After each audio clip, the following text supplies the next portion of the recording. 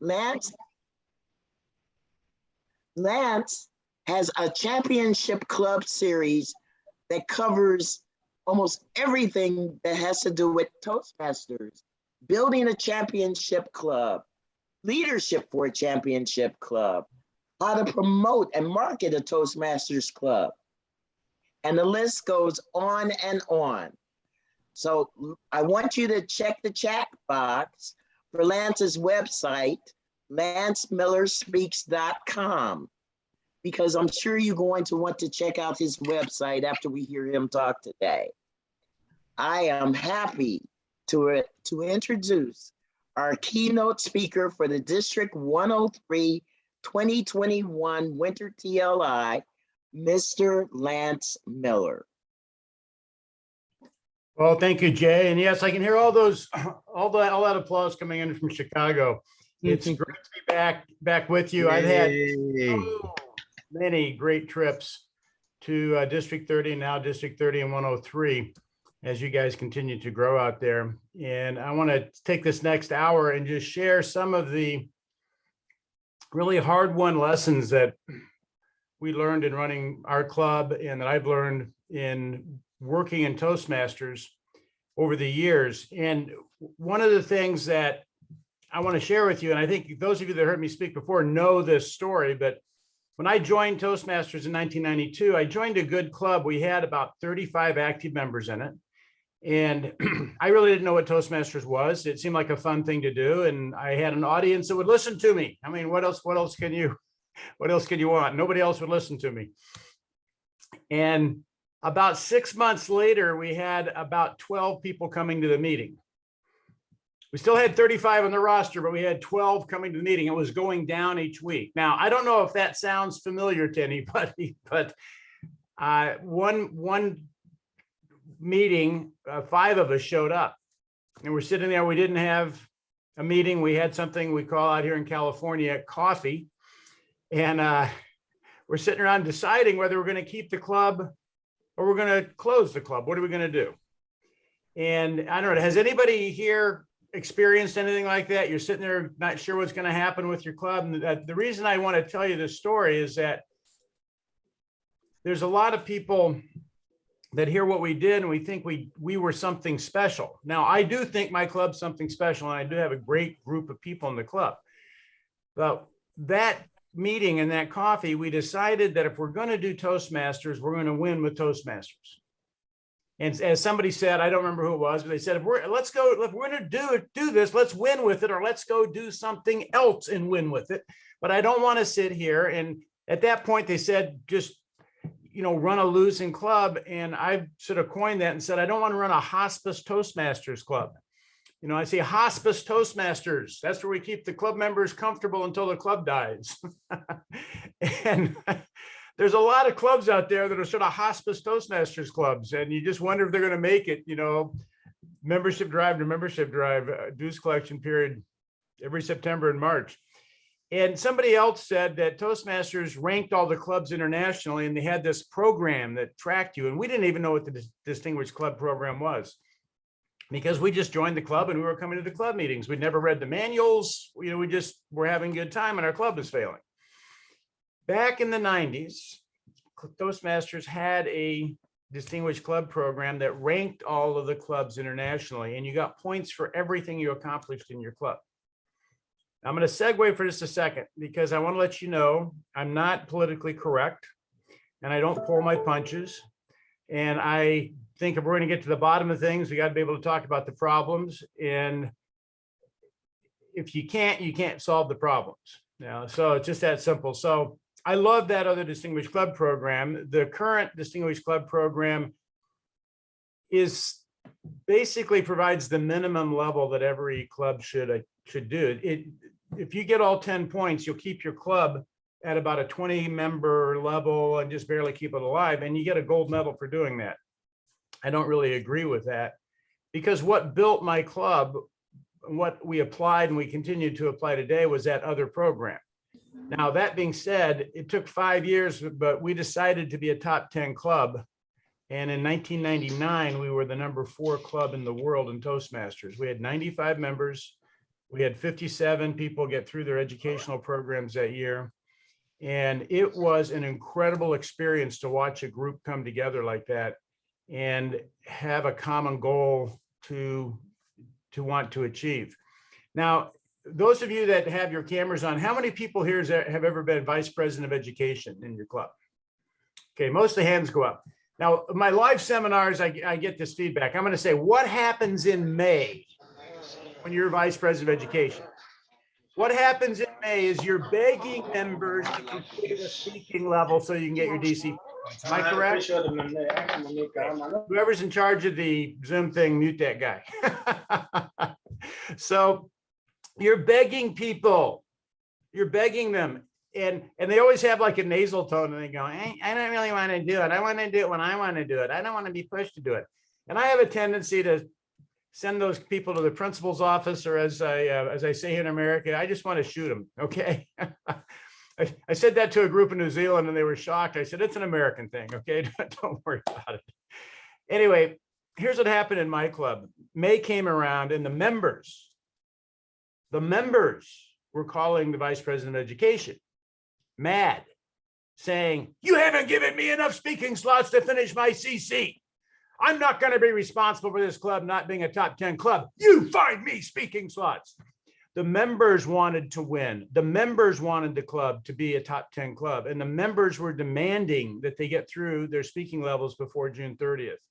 And it took me years to realize what I'd experienced, because most people in Toastmasters have never experienced a club themselves trying to win. Most members in Toastmasters that I have seen have experienced, you get to be president or an officer, and now you're trying to motivate your members to do these things, and you're trying to move this club some way, and you can't seem to move them. You can't seem to get membership. And so I'm very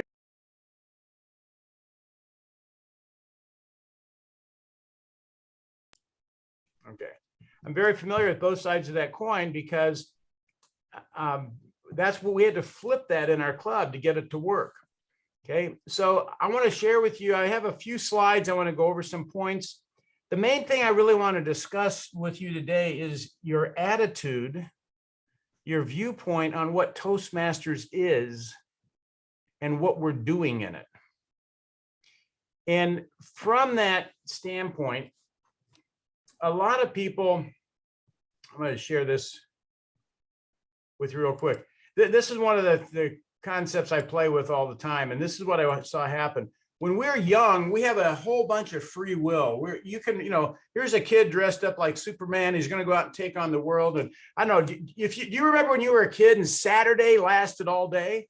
I mean, it was Saturday. This is a great day. And you were excited to go out there and see that day. And now as adults, we wake up Saturday morning, we blink and it's Monday morning. What happened to the weekend? But what happens as we go through life, we get our creativity killed. Now, I don't know there's any way to stop this, but it starts with the big people around us. If you were like me, you had a couple of parents and they wanted me to behave. And so there were certain activities that and basically behavior patterns that I needed to follow. And I found out that life was a lot less painful if I followed them. And there came a point where I got ready to say or do something. I looked at my mom and dad and I went, what would they say or do if I did that? And based on their reaction, that determined my actions. And when I've reflected back on this, I realized at that moment, my parents started becoming the author of my life versus me being the author, writing my own life. And author is the root word for authority. And what happens is we have a lot of authority. So we have our parents, we go to school for 12 or 16, or maybe some of you 24 years. I don't know how long you went to school. And we learn it, we sit in the seat at the right time and we study what other people figured out. And we don't speak out. If we behave ourselves, we get to go to the next grade, we get rewarded on that.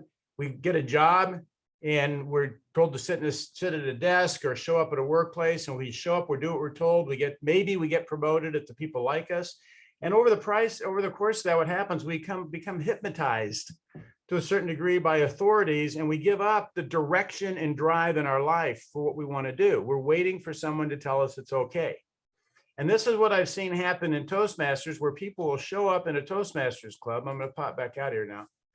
They'll show up in a Toastmasters club and they will arrive on time sometimes, but they'll arrive on time and sit in the club and show up and think the club's going to move, just like it did when you were a kid, or like you did when you were in school, or like you do when you go to work, because somebody above you is making it move. Well, what we learned in our club is there is nobody above us. The success of our club was an accumulation of the leadership skill in that club. And there is no higher authority than you in your club. Your club's success is a direct reflection of the cumulative leadership that you have in your club. And clubs live and die by what we create with them. And that is really where our club started to turn around. It was when we decided to be a top 10 club, we took control and we started to own the club. And we started to figure out what we have to do to make this work. We weren't waiting for the district to come in and tell us. We weren't waiting for an area governor to come by. We wanted to build the club. We wanted to be a top 10 club in the world. Now, that's one concept I want to get across. Now, here's the other one I want you to think of. What is the real product of a person being in Toastmasters? It's not being a DTM. It's not being a competent communicator. I have a book here that we created. We wrote, this is we call it a hat pack. It's the hat you wear when you're a Toastmaster in my club. And you can see it's pretty good size. And in this, we have all of our goals and our objectives and what we do. And I wanted to read to you what we came up was the product of being a Renaissance speaker, which is the name of my club. First of all, it is a greatly improved ability to communicate sane messages effectively. You have an ability now to bring more sanity out to the world, okay? And you can do that effectively. It's a more competent person by reason of having acquired Toastmaster skills. But here is the final product that we want when people come to our club. Members successfully applying Toastmaster skills to enhance their lives and to contribute to the creation of an improved civilization here on Earth. Now, does anybody think we need an improved civilization? I think it's pretty crazy out there. The essence here is not about being a great Toastmaster. It's about being great in life, being a Toastmaster. Because of Toastmasters, you're great in life. You're acquiring the skills you need in life by being in Toastmasters. Now, with that, there are 4 primary areas of soft skill development that we have in Toastmasters. I don't have a slide on this. I'm just going to talk to you about it. So jot it down if you want to. The first one we know really well is communication. And there's 2 points in communication that we develop skills in. One is prepared speaking. The other area that has been equally as important to me in the success I've had in my life, and I'm a world champion speaker, so I know a lot about prepared speaking. Equal to that is table topics. And table topics is not some little simple game we play. Table topics teaches you how to handle the unexpected question. And I can't tell you how many times in the working world I've had things tossed at me. And because I was familiar with table topics, I could handle that environment, maintain my composure, maintain my position, maintain the organizational structure I was in, and it didn't throw me.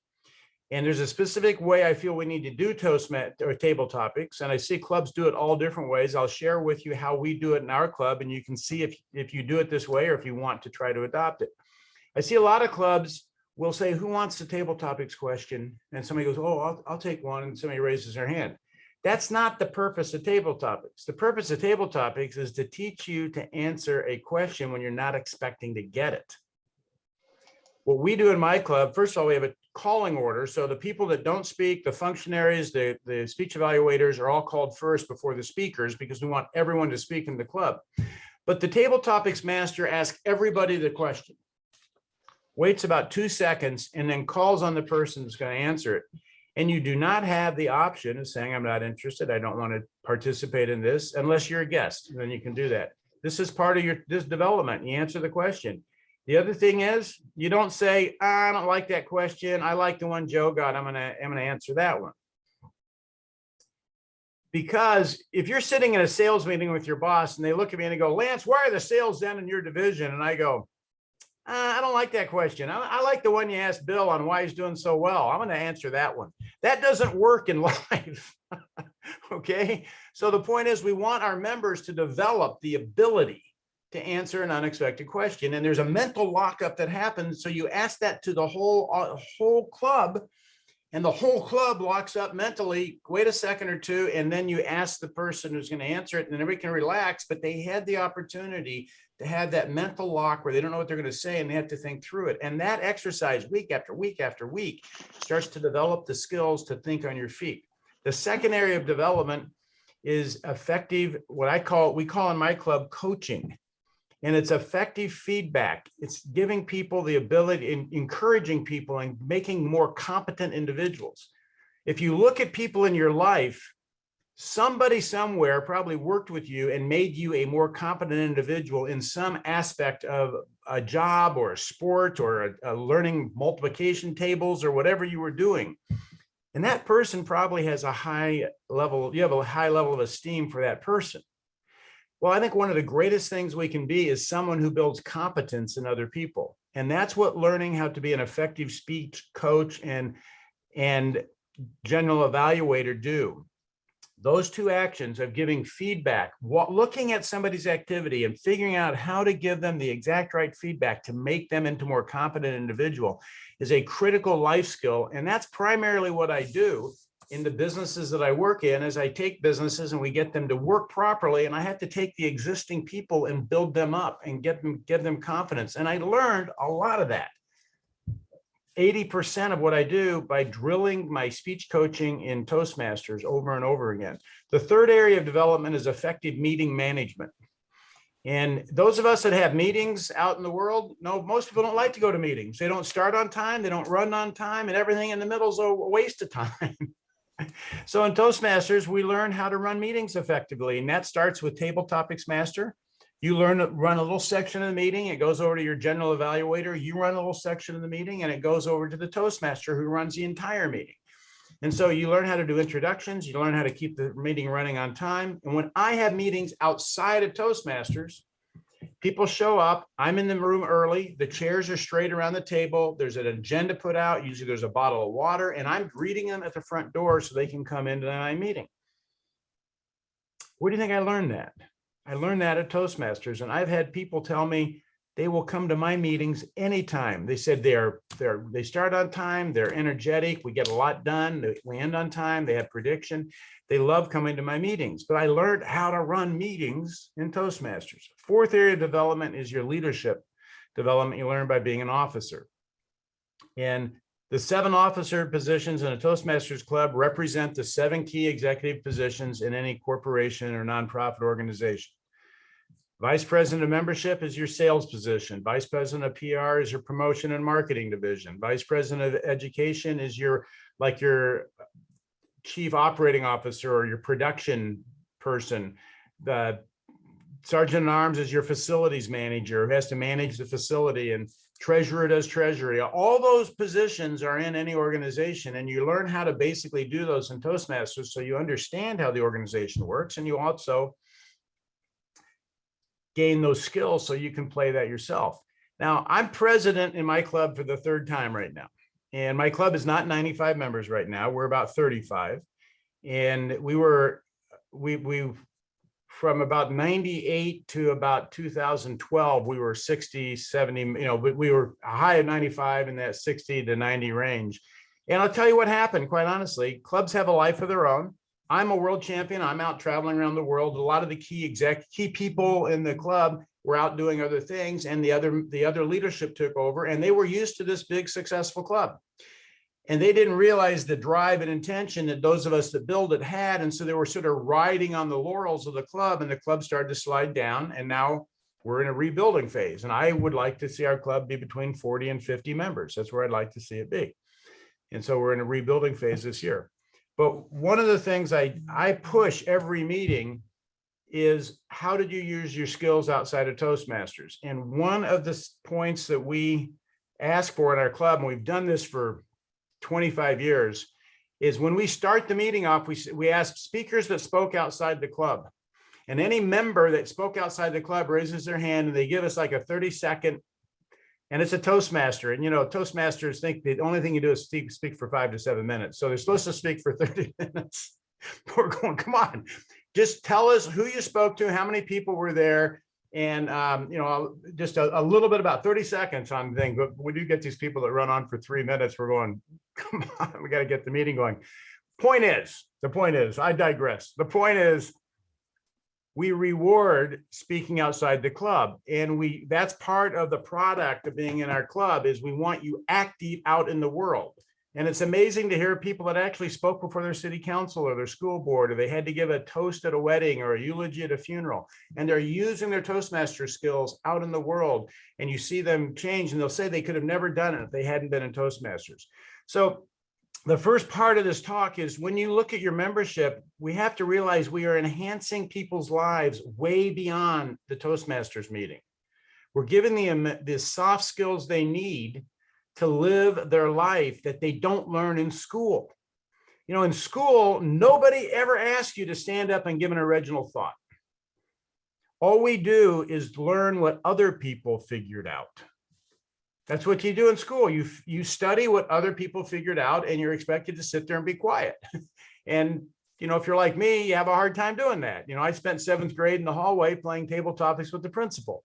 So learned to think on my feet on that one. And that is the truth. I had a math class. I kept getting put out in the hall because I wouldn't be quiet, and the principal would come by, and I don't know how I that was back in the good days of corporal punishment, where the Board of Education was down in the principal's office. And one of my greatest accomplishments in 12 years of school was never getting whacked, as we said. I never got paddled, but I came close. So, okay. So with that, that's the first thing I really want to talk about with you, is having the viewpoint of, when your members come in, you're trying to enhance their lives with soft skills so they can be more successful in their life and go out and build a better world. That gives us a bigger game, a longer game to work with our membership, because I think everybody wants to be more successful. I certainly want to continue to build my success. I continue to want to have more abilities, to be able to get along better with more people, to have a larger sphere of management ability in areas that I work. And again, my Toastmasters training is something that has really enhanced that. Okay, the other thing is, looking at your Toastmasters club, I look at it a little bit like going to the gym. I'm building my communication and my leadership skills, my muscles, my communication muscles and my leadership muscles. So when you go to the gym, you're not always concerned about, I hope you're not trying to be the best person at the gym. And you see people like that, right? They're walking around, you know, and they think they're the coolest person in the gym. Going to the gym is not about being the best person in the gym. Going to the gym is about being able to do the things in life you want to do. We come here so that we work out, and we have the muscular base to us, so we can, you know, we don't throw our back out. If we pick a suitcase up out of a trunk or something, we can actually live life, and we keep enough muscle tone on us. Well, the same thing's true with our communication skills and our leadership skills. What I know about communication skills, and I think leadership skills are the same way, if we don't use them, we lose them. And many of our speaking muscles and leadership muscles are very atrophied. And people are afraid to stand up and speak. They're afraid to take a leadership role because they lack the confidence that they could actually do it. You build that confidence in Toastmasters so you can handle those things in life. So the experience in the club needs to be a fun, friendly experience where it's okay to mess up and you're building skills. Because if we were already perfect, we wouldn't be in Toastmasters. We're here to work on those issues that aren't perfect. We're here to work out the problems that we have. Okay, with that, the other thing I'm going to tell you, and this is, I have lived this to the nth degree. I think this is true for everybody. You can ask yourself if it's true for you. The things I was struggling with in Toastmasters, I was struggling with in life. And they came to light in Toastmasters. The issues I was having problems with were sort of put under the microscope in Toastmasters, but I had the same thing in life. And one of the areas was, I mean, there were a number of things I had to deal with. There were specific self-confidence issues that I had that I overcame through Toastmasters. When I was president of my club, it's the first time I got to run an organization with nobody over the top of me telling me what to do. And I actually discovered my leadership skills and my executive skills that I had. And I discovered big holes in my leadership skills and executive skills that I needed to develop. One of the things that I had a really hard time with, and this is one of the things we get to learn in Toastmasters all the time, is how to accept a bad evaluation.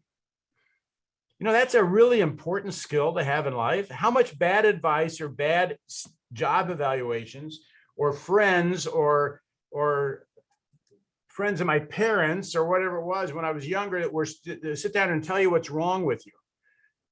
And just think about that, how many times that happens. And one of the things we get to experience in Toastmasters is we get a lot of bad evaluations in Toastmasters, and you get to figure out how to handle a bad speech evaluation, take the good from it. And I see people in Toastmasters, it recently happened in my club, someone was so upset she wouldn't talk to anybody for like 3 weeks, couldn't believe that you'd say that about it, you know. And I go, come on.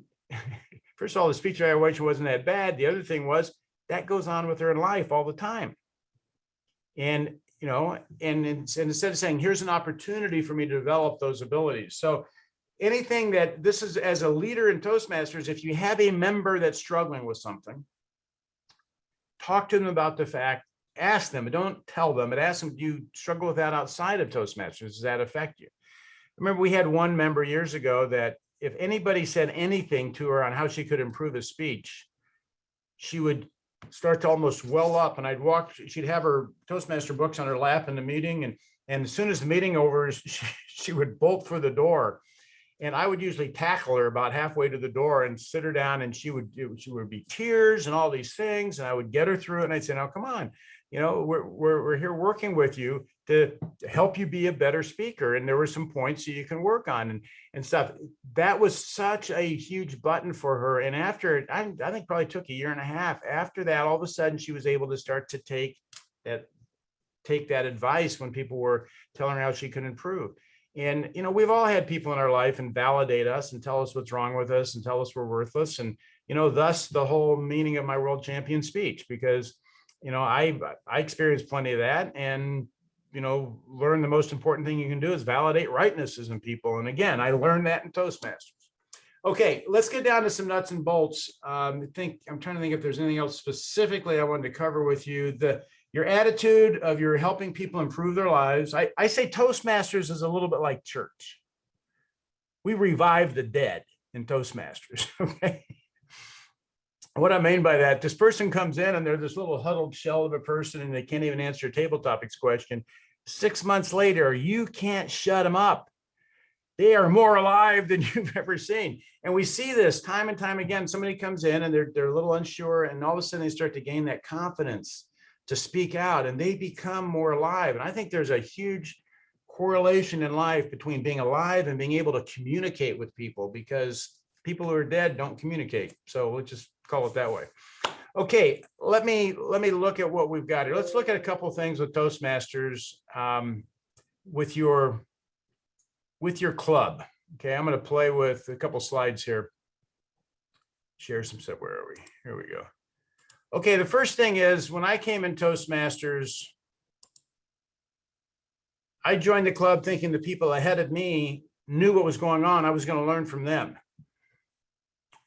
Just ask yourself if you did that. You came in the club and there's these other people in the club and they go, they know the program. I'm the new person. I'm going to learn. They know what's going on. I'm going to learn how to do things. The problem is the people that came in ahead of me saw the people ahead of them and said, oh, they know what's going on. I'm going to learn from them. So with that, when there's a problem in the club, somebody that most people don't look at it and go, I need to solve that problem. They go, somebody should solve that problem, because there's somebody that's more responsible for me than me. I'm just a member in the club, but we don't have enough members. People aren't showing up on time. We're not getting people through their Toastmasters program. Somebody should solve that. And it's what I call an SEP. And if you ever read Douglas Adams' Hitchhiker's Guide to the Galaxy? He talks about the SCP, and it's somebody else's problem is what it stands for. And there's this attitude that I've seen in a lot of Toastmasters where people are sort of sitting around going, well, we should solve that. Somebody should solve that. We need to fix it. But nobody says I should fix it. What turned my club around was when the 5 of us had coffee and we said, let's build a top 10 club. We started solving the problems in the club. And I'm going to tell you right now what I feel the number one reason clubs fail, the number one reason that clubs struggle with their membership, being a Toastmasters club, is that nobody owns the club. If you think of a business, somebody owns the business. The buck stops someplace. They handle the problems. They don't let them persist for a long period of time, or else the business is going to go bankrupt. They're going to go out of business. There's a lot of Toastmasters clubs, especially today with COVID. You take the combination of COVID and pathways, which to me are about the same equal magnitude of devastation on Toastmasters. You put those two things on Toastmasters, and we are now down. We've lost a huge amount of membership. We used to have clubs under 20 members. Now we got so many clubs under 8 members, it's scary. These are stats you may not know about.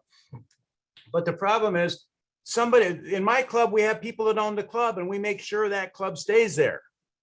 Okay, so who in your club owns the club?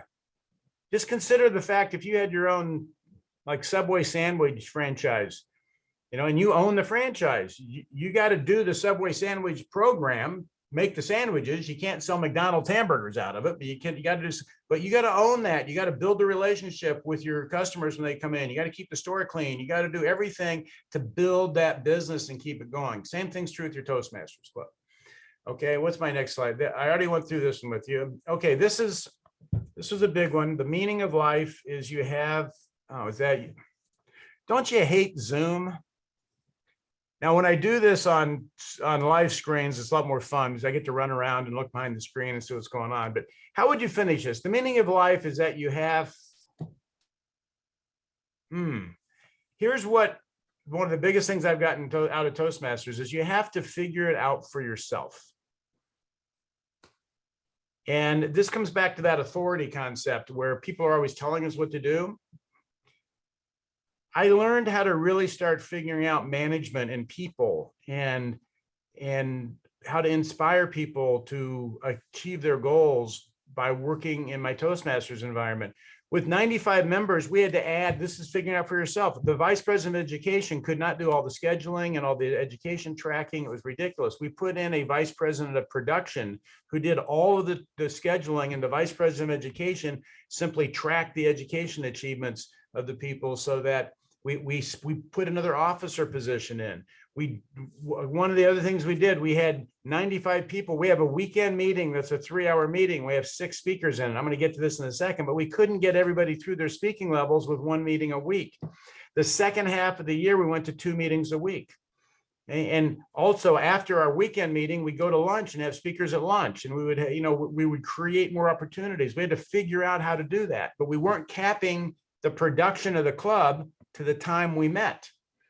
We had to figure out how to expand our ability to, we had a big club. We had to expand, how do you expand the ability to deliver? Also, a lot of members come in the club with what I call a sort of a failure mentality. I know most of you got your cameras off, but just ask yourself, like this was true for me, still is. I've experienced a lot more failure in my life than success.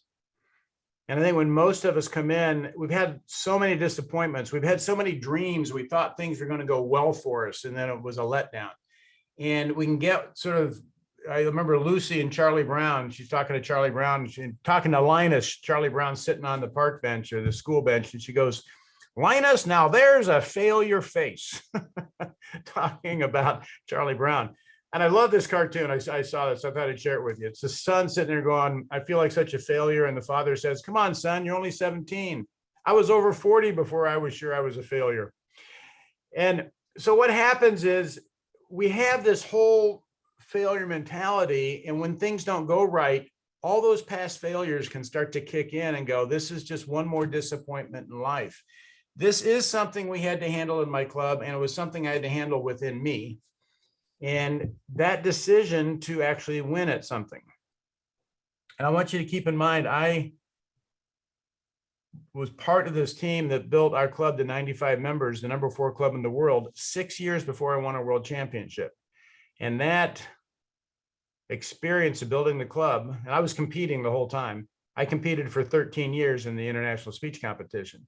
But that experience of building that club gave me a lot of confidence, a lot of insight into myself on that I could win. We could do something big. That I was capable of a lot more than I thought that I was. There's a whole other story behind that I don't want to get into. I'd love to get into it. I just don't have time to get into it. A couple points here. Behind any success is a tremendous amount of failure. And I'm going to just tell you my world champion story. I failed for 13 years before I finally won it. I lost more speech contests in the World Championship of Public in the international speech competition than I ever won. Okay. But I learned the most from the contest I lost. It was, I have a keynote I call losing my way to the World Championship. Now, I would never go back and change that path because what I discovered about myself. So if you try things in your club, they don't work. Don't go, oh, it's all lost. We're all going to die. Go, okay, that didn't work. Now let's figure out what will work. And you keep trying things until they work. And I do a whole 2-hour talk on that concept by itself. Another point, I look at Toastmasters International, but like I look at Home Depot. Okay, Home Depot has all the parts you can build your house. You go to Home Depot and buy anything you need to build your house, but they're not going to come build it for you. You got to swing the hammer. You got to dig the foundation. You got to put the framing in. Home Depot does not build your house for you. Toastmasters International has all the products for you to build your club with, but they're not going to build your club. It's up to you to build your club. Okay, and that's what it takes. You can do it. And now let's look at what the Toastmasters game is. Now, a game has a couple things to it. Game has a beginning and an end to it. So let's look at this. Now, I know you can't talk to me. I like my live seminars. I'll tell you what most people tell me. I said, what's the beginning and the end of the Toastmasters game? People say, icebreaker, DTM, something like that. Well, a game is something the whole club plays. And there's a specific, like I said, most games have a time frame except baseball. Baseball's got innings, okay? But I didn't realize this when I came in, but for the last 28 years, we run our club on this game. The beginning of the game is July 1st and the end of the game is June 30th. We run it on the Toastmasters year. That's how everything is ranked in Toastmasters. So when we start the year out, we're like, what are we going to accomplish this year? The game consists primarily of two things. It consists of getting members in the club. So you build your members in the club. And it consists of getting your members through their educational programs. And this is the old legacy program. I haven't changed the slides, but you take each member and see what you can do to get them through to a CC, or now it's a level 1, level 2, level 3. I'm working on my 4th level 5 right now. So I guess that makes me a 20. Anyway, I'll beat up on pathways in a little bit, but not too much here. Team structure. Let's look at your team structure. I'll pop out of here just for a second so you can see me.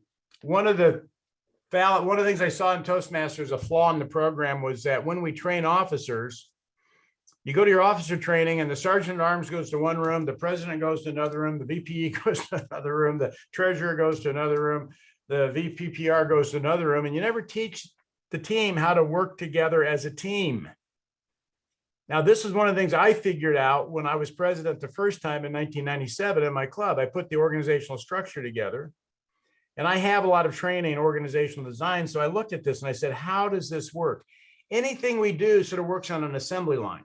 We move, any organization has products or services move through it. I don't care if you're building cars or if you're H&R Block doing tax returns.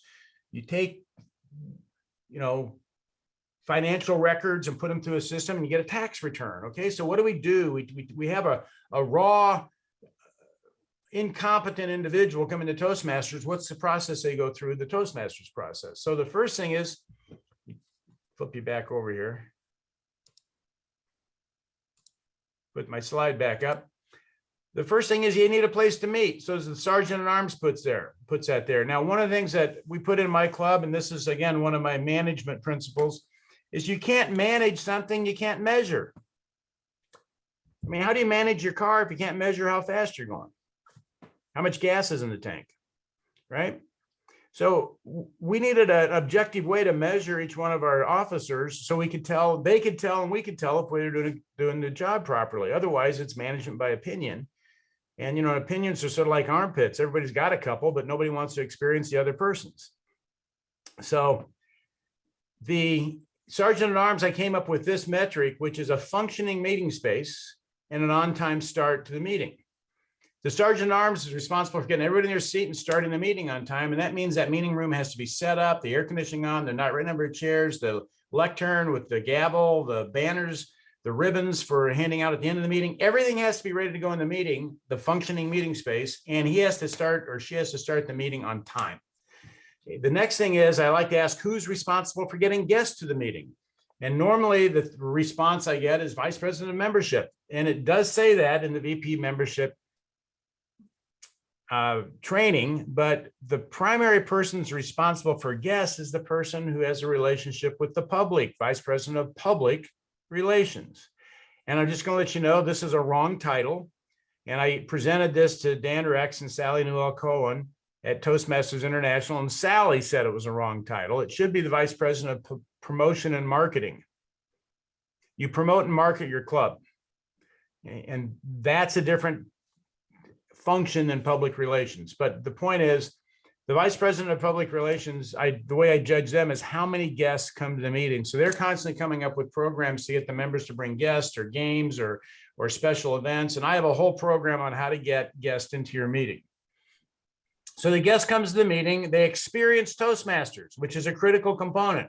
Because in order for someone to join Toastmasters, they don't know what it is. At least I didn't know what it was. When I asked for this in live audiences, all the hands go up. I didn't know what Toastmasters was before I came to a meeting and saw what it was. And everybody says they would have joined earlier if they knew what it was, okay? Then they come to the meeting, they had an incredible time. They go to the vice president of membership, become a member.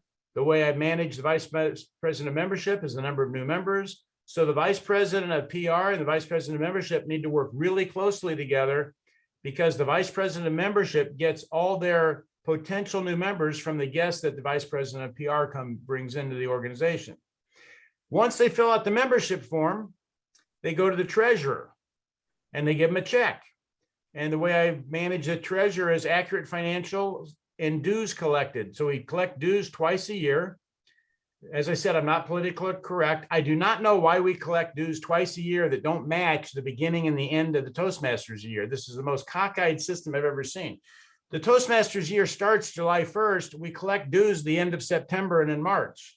Who does this? We should collect dues July 1st for the year. Anyway, I digress. Okay, the treasurer, they pay the dues. Now they go to the vice president of education. The vice president of education sits down. We have them explain the program. When we had the other manual, we used to walk them through the manual, tell them what their speeches were like. And at that point, we would have them sign the cover of their manual with the date that they agreed to finish their CC. On that blank cover, we'd say, right now it's what, December. If it was me, I would say you'll get your CC done by June 30th because I wanted it in this year. But let's be nice and say by December 31st, 2022, you'll get your CC done. I put that in the date, they sign it. They've now made a moral commitment to complete their competent communicator. Okay. Vice President of Education is the number of education completions. Now it's all tracked in pathways. So it's the number of level 1s, level 2s, level 3s that you get. Then the secretary keeps accurate club records. And here's what happens. A new member comes in over here. They experience Toastmasters. They join, they do the Toastmasters program and their life changes. And they become enthused about Toastmasters because they're now more competent, they're more confident, they have a higher level of self-esteem, they know they can get the thoughts out of their head, and they bring their friends and family to the meeting because they want them to experience the same thing. And this is exactly what happened in my club. Once we got the members doing the program, which I'm going to pop out here for a second, it's the second reason Toastmasters clubs fail is they don't do the program. the Toastmasters program. They don't push each member through the whole program, so the members getting the benefit of the program. Now, I'm going to digress with a quick story. I had a friend of mine that wanted to lose, I think, 50 pounds. It's about 5 or 6 years ago. And he went to Weight Watchers. I saw him like 4 months later, 6 months later, and he still had his 50 pounds on. He said, nah, that program didn't work. That didn't work. I saw him a couple months ago. He'd lost the 50 pounds. I said, what happened? What'd you do? He goes, I went to Weight Watchers. I said, I thought that didn't work. He goes, no, this time I did the program. What I mean is he went to the meetings before and did the weigh-ins, but he ate whatever he wanted. This time he went on the Toastmasters on the Weight Watchers program, and he lost his weight. Okay. So with the Toastmasters program, you get people to do the program, their life changes, but they got to do the program. So that's the second reason clubs fail, is they don't push people through to get their program. Okay, now there's one officer position I haven't talked to you about. I'm going to go over with you right now, which is also the president. The president, basically two things I look at the president to do. The president's job is to have winning members in an expanding club. That's the product the president delivers.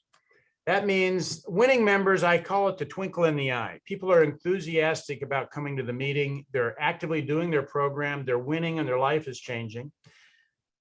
That means that the president has all these officers functioning properly. The expanding club is, as president, you should leave your club with more members and more education completions than your predecessor had.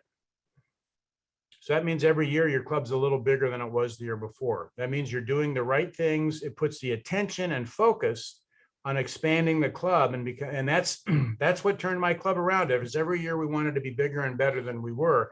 So every president, we had a graph on the wall. At the end of the year, the president had to put their total points on that end of that graph, on our ranking, our international ranking. And nobody wanted that graph to go down on their year. And then we had to revert back up. Now, the president does two primary things. They give help to their members or to their officers. And there's two reasons you do that. One is you need to have your officers have a positive Toastmaster experience. A lot of people come in and they take a position and then they don't do it. And they start to feel bad about it. And they start to then, their morale goes down. And you got, as a president, I get in touch with them. I talk to them. We'll go out and have coffee. We'll say, no, let's get you winning on this. I just imagine VP PR comes in and they don't do any PR for the first 2 months. And they're sort of feeling like, oh gosh, I wish I had taken this. I sit down, let's get a newsletter out. Let's get some activity going in here. Let's contact some local people. Let's get some flyers printed up. Let's get a membership game going. And you get them winning. And once they're winning, their energy comes in and they're really starting to win. So they need to win on their job. The second reason as president, I make sure that my officers I'm helping them, is if they don't do their job, I get it. And if you want to have a horrible time as president, have 6 officers that don't do their job. And you're sitting there scheduling every meeting, you're filling out every membership form, you're collecting the dues, you're scheduling all the speakers, you're going to have a horrible time. Now, here's the thing that happens with presidents. It happens with everybody. You wind up getting hung up and stuck, and you need some help. And you got to be willing to get help. That was one of the biggest things I learned being my president the first year, was saying, I need some help with this on how to get around it. First thing I would do is I'd use my EC up here, my members. And so I would get help from inside the club. And if we couldn't solve the problem inside the club, we went outside the club and we asked some of the top clubs in our area, which very soon we were the top club in in all of Southern California at one point.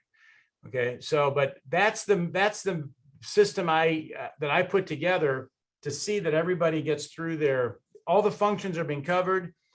The officers are being helped. And the worst thing you can do, I felt, as a president or running a club, is to have a problem and not solve it. And it just sits there. And the problem could be a really bad Toastmasters member. We've had to kick people out of our club. We had to vote them out. We had one guy that came, and the whole purpose for joining our club was it was his own personal eHarmony group. And so he started dating all the women in the group. And you want to have a problem in a Toastmasters club? Have 3 ex-girlfriends in the club while he dates another member. You want to see some Peyton Place emotion flying around? And so we actually had to say, that's not the purpose of the club. You got to decide whether you want to be here for the right purpose. So we voted them out. Now, remember I said the number 2 reason that people did not do, or the clubs failed, was that they didn't do the program. I want to go over the speaking frequency math that we did in our club. This isn't taught in Toastmasters, it should be, but this is based on the old legacy program. That was a lot easier program to manage. And I'm going to tell you what I did in my club this year to sort of stabilize it with pathways. Whoops. So we ask every member to complete a speaking level every year. And quite honestly, this is where my club turned around. Pop out. We had people speaking every 4 or 5 months sometimes. Remember, I was saying Toastmasters is like going to the gym. Well, if you hadn't exercised for 20 years and you went to the gym, how are you going to feel the next day? You're going to be sore. Now, that's like being nervous and speaking because your speaking muscle is really weak. There were so many people that gave an icebreaker and they said, I was so nervous, I'm not going to speak for 6 months. Now, imagine if you went to the gym and you said, I'm so sore, I'm not going to go back to the gym for 6 months. How would you feel 6 months from now when you went back to the gym? You'd be sore again because you lost all the gain you got going to the gym one time and doing some exercise. So when we got people speaking frequently in the club, they started keeping the gain they got from each speech. And they started to get better with each speech because they were doing it frequently. And this is where, and I'm going to tell you, we did this originally for the points. I didn't look at the personal development. I said, we get points when you finish your CC, get through your CC. I want the points. What we wound up with was people's lives changing, and they got the twinkle in the eye and they got the spring in the step, and they became more competent. They became more confident because we got them to speak frequently. This is what turned the club around. This is really where the rubber hit the road. And so frequent speaking is something that I think you really need to have in your club to have it be a successful club. Now let's put some math behind it. And then I'm going to tell you the third reason clubs fail. Okay, the big thing we're talking about is winning members, which I talked about. Speaking frequency. Let's look at your club training capacity. Now let's just say that you have 4 speakers at each meeting. You meet once a week. So you have 50 meetings a year. Usually 2 weeks out of the year, you're not going to meeting, or you have elections or contests or something. So that gives you 200 speaking slots in your year. Now in the old legacy program, there were 10 speaking spots per every speaking level, which meant at 100% capacity, you could get 20 completions in your club. Okay. And that's what I said in my club. What we wound up doing, we had to increase. We have 6 speaking slots. So we have 300. We have 6 speakers a meeting. We have 300 speaking slots, but we did 57 education completions the year we won, which is 570 speaking slots we needed. We created almost double the speaking slots with extra meetings and speaking outside the club, lunch meetings, all that sort of stuff to get people through their manuals. I don't want to do that one. Talked about that. Okay, I want to pop out. Good. I had tons of slides on this stuff. We're going to wrap up here in just a second. Third reason clubs fail. First reason is nobody owns the club. So people come and they think somebody else is supposed to solve the problem. Nobody's sitting there saying, I'm going to see this club succeeds. I need a team around me that's going to see it succeeds. Let's get this thing together. Let's make this club a winning club. I'm going to tell you, I've done 5. I'm working on my 6th new startup right now. I've been hired as an executive in 5 startups. I have a management group I put together. We have our own company we're launching right now, which is a line of sustainable products for commercial and agriculture applications. So we can lower the carbon footprint in the building by about 20%. We can save 25% in irrigation water. 4 of us are in this thing. Nobody's sitting around waiting for somebody else to make a decision. Nobody's sitting around thinking somebody else is going to make our success. Okay. And that we own what's going on with this business. And we know that it's getting out of bed every day and putting every bit of energy into it we can is what's going to get the business off the ground. And the same thing's true with your Toastmasters Club. So the first reason that Toastmasters Club fail is that nobody owns the club. Get the ownership in your club. Sky's as high as you want to build it. Just build the thing out, make it a dynamic communication leadership program. Number 2 reason the clubs fail is that nobody does the program. We don't get each member getting through the Toastmasters program. Third reason clubs fail is you don't promote. I didn't say you didn't promote effectively. You don't promote. Any business to get new business in has to promote. And so, I mean, every single week now I've got, or every single month, you got promotional activities on my website. And I have a whole program on how to promote and market a Toastmasters club. I also have free tips cards. This is a leadership tips card. These are backwards. That's speaking tips, building a championship club tips card, and that's a speech evaluation tips card. I got a lot of information on my website. I don't have time to get into how to promote a club with you right now, but the point is, the reason they fail is you're not promoting. And there's a lot of other dynamics in that. I've got a couple minutes left here. I want to share with you what I did in my club.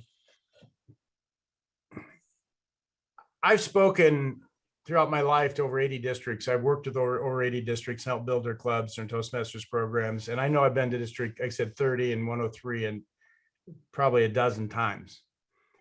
I have people I know all over the world that talk to me on a regular basis. And we have something that's sort of thrown a wrench into Toastmasters a bit. And it changed the fundamental training program we have called Pathways. And I'm going to tell you right up front, I'm not a big fan of Pathways. Nobody in Toastmasters membership asked for Pathways. To me, I compare it with COVID. Nobody asked for COVID, but you know what? We got to deal with it.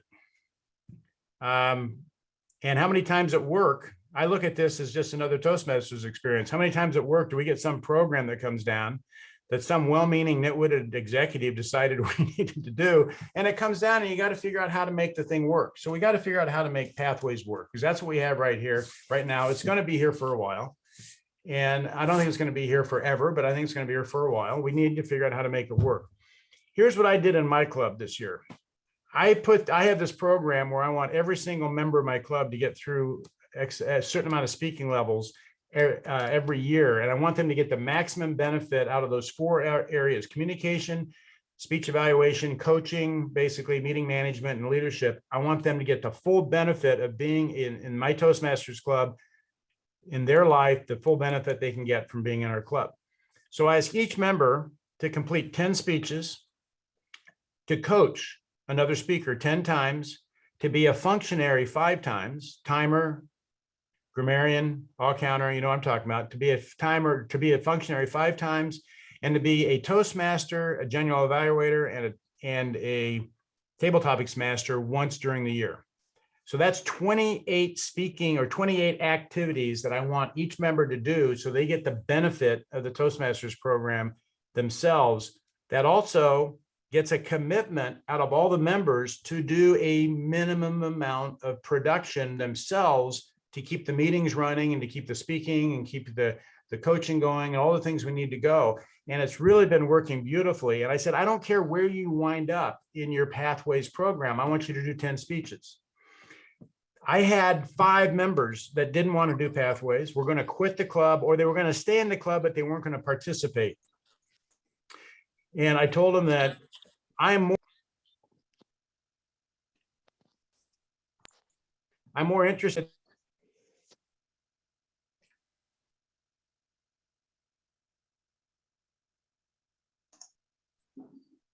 Okay. So I'm more interested in them in being in the club than not being in the club. They were valuable 25, 30-year Toastmasters that had tremendous insight. And I said, and they said that one guy said that he didn't want to do Pathways. I said, great, do your speeches out of the Competent Communicator Manual. VPE will count them as Pathway speeches. We have to record them. And I need your input. I had another guy, he's been there. He goes, I'm tired of doing 5 to 7 minute speeches. I said, great. He goes, I'm going to do 15-minute speeches. You tell Vice President of Education, you're going to do 15-minute speeches. I'll back you up on that. I want you winning with Toastmasters, but I want you winning with Toastmasters on a Toastmasters program, and we'll use the other manual if we need to. Now, that's probably not going to be received really well by certain high-ups in Toastmasters, but I don't really care.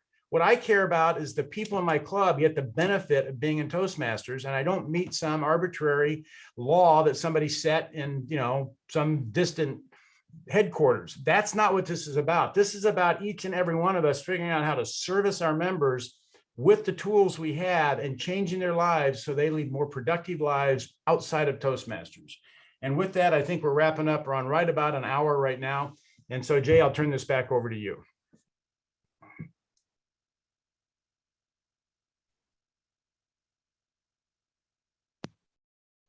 Lance, that was fabulous, and we really thank you. Let's Well, give you're a warm, yes, let's give a warm applause to our keynote speaker. I'm going to unmute you so he can hear it. Thank you. Yes. This had a couple. Hey. Yes. Good job. Awesome. Thank you, Lynn. Very inspiring. Awesome. Thank you. On my website, you can sign up for a newsletter. I just want to let you know, I really enjoy the relationships I have with people, and I try to put valuable information out. So I do a speaking tip every week. I started about a couple months ago doing a living tip on life. And I have a lot of information that I had people asking me. I said, I'm going to do a living tip. So I do a living tip.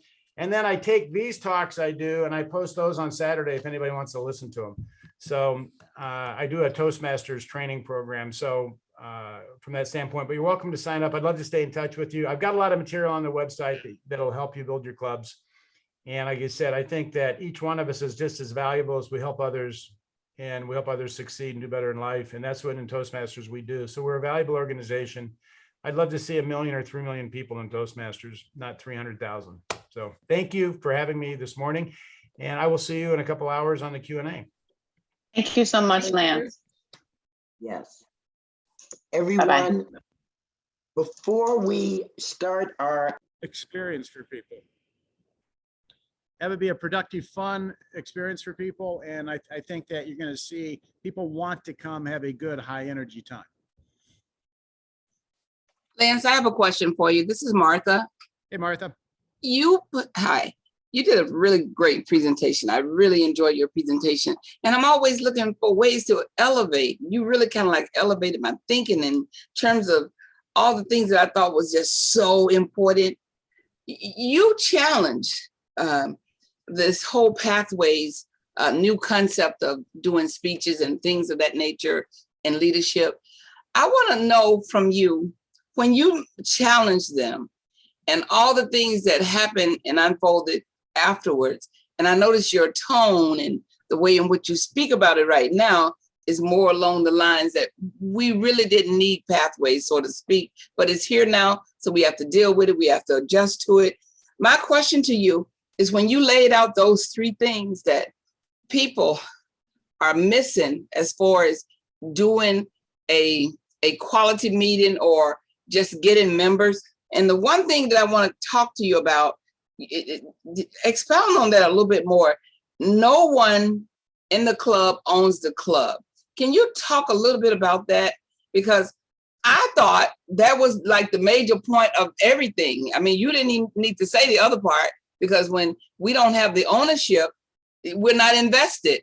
So you have to have a vested interest in doing whatever it is that you do. Can you expound on that a little bit? Sure. I love that particular statement. Here's the thing. Another concept I have is clubs don't fail. Clubs are allowed to fail. And that means that nobody stepped in and intervened where they needed to keep it alive. And I'll let you know, our club has been President's Distinguished. We've probably been one of the top 50 clubs in Toastmasters for the last 25 years. Last year, we were number 31 in the world with education achievement. Okay, Toastmasters doesn't rank this anymore, but here's the point. My club has had a number of opportunities to fail. But we have a core team in the club. It's not one person owns it. We have a core group of us that we will intervene and we will say, no, come on. That's why I'm president this year. I got a new business startup that has just taken me 18 hours a day, 7 days a week. Last thing I needed to be was president of my club, but I'm vested in the club. I don't want it to fail. I needed to, for the club's benefit, I need to step in and provide the leadership. But we have a core team that when things are not going well, or let's say there's a president, we had a president, this is about 10 years ago, that didn't understand the Toastmasters program. And he thought the entire Toastmasters program was an enjoyable meeting. And if we had an enjoyable meeting, he was being successful. And we're going, you've got to get people through their education programs. You got to get new members in here. And he was like, we're having enjoyable meetings. And it came to December, and he got five people sat down with him with a 2x4 and readjusted his reality a little bit. And I say that in jest, but it was a hard conversation that this is what the Toastmasters program is. It's not an enjoyable meeting.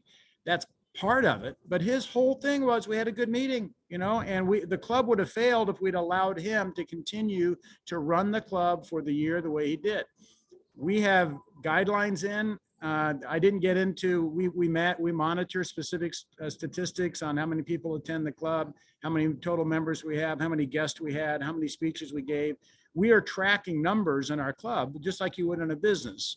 So we know if we're going up or down. But the simplicity, Martha, is the fact that if you have problems, you have a group there that will solve the problem, and they won't allow the problem to continue to manifest. And that comes down to fundamental responsibility, that I'm going to be responsible to see that this club, that this club moves forward. We had members that came in and chew the club up. And I've had some talks with them, and it's just, and they have not gone well. And I just said, look, I'm not going to allow you to destroy the club. And they're like, what are you talking about? I'm destroy the club. I said, I've got 12 people that don't want to coach you in your speeches. They say, do not give me this person. Will not give them speech evaluations because they're chewing the club up so much. I said, you're creating, antagonism, you're ruffling feathers. You're not working in a cooperative, mutually, beneficial environment manner that we promised in Toastmasters. And they were furious, and we've had to ask people to leave the club. But if they're toxic and they're poison, we show them the door with a lot of love.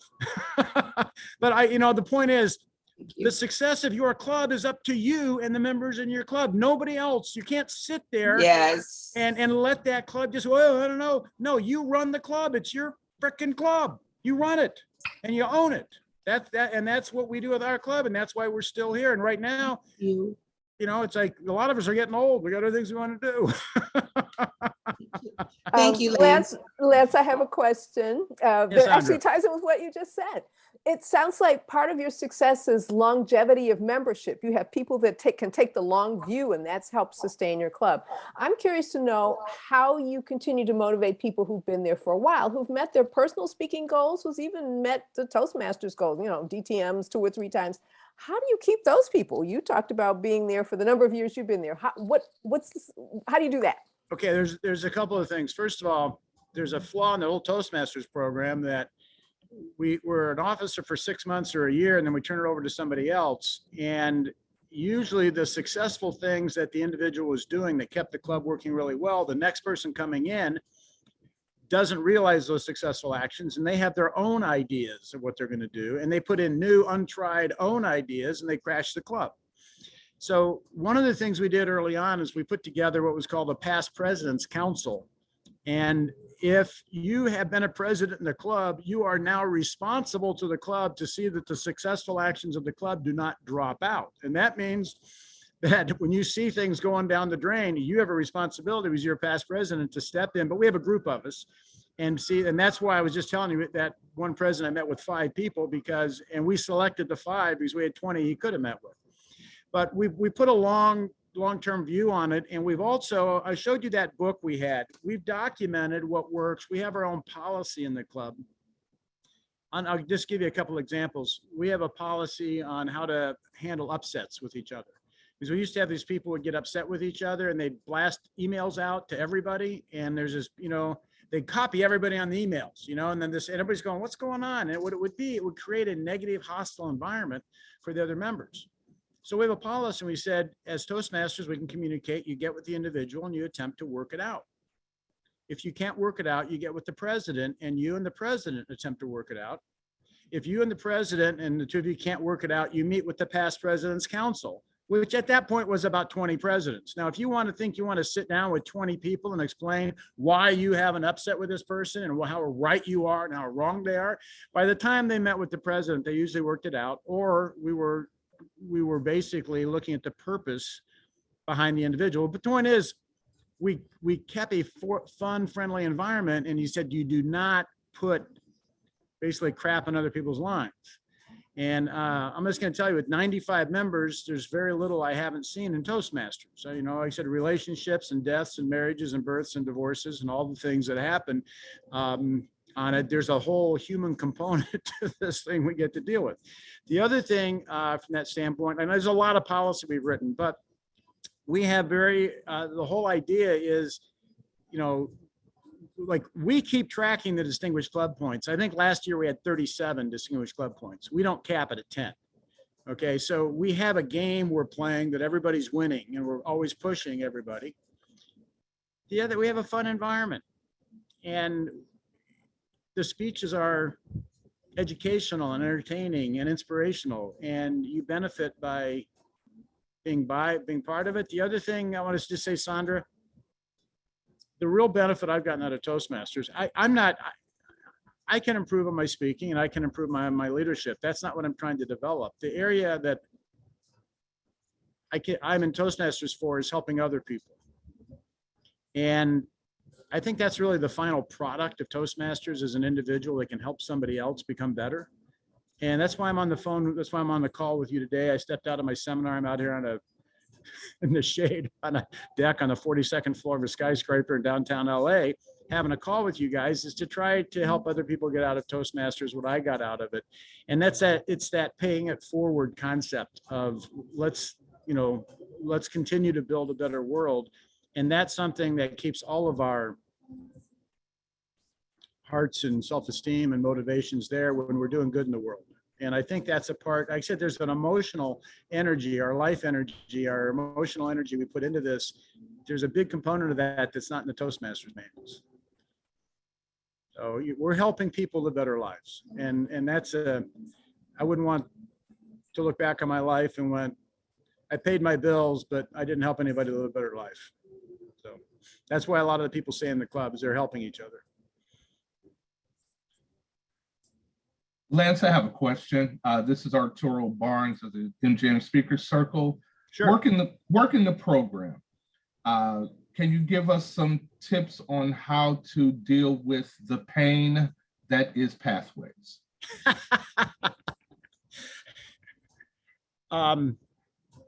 Well, here's what I'm going to say. And I said it earlier.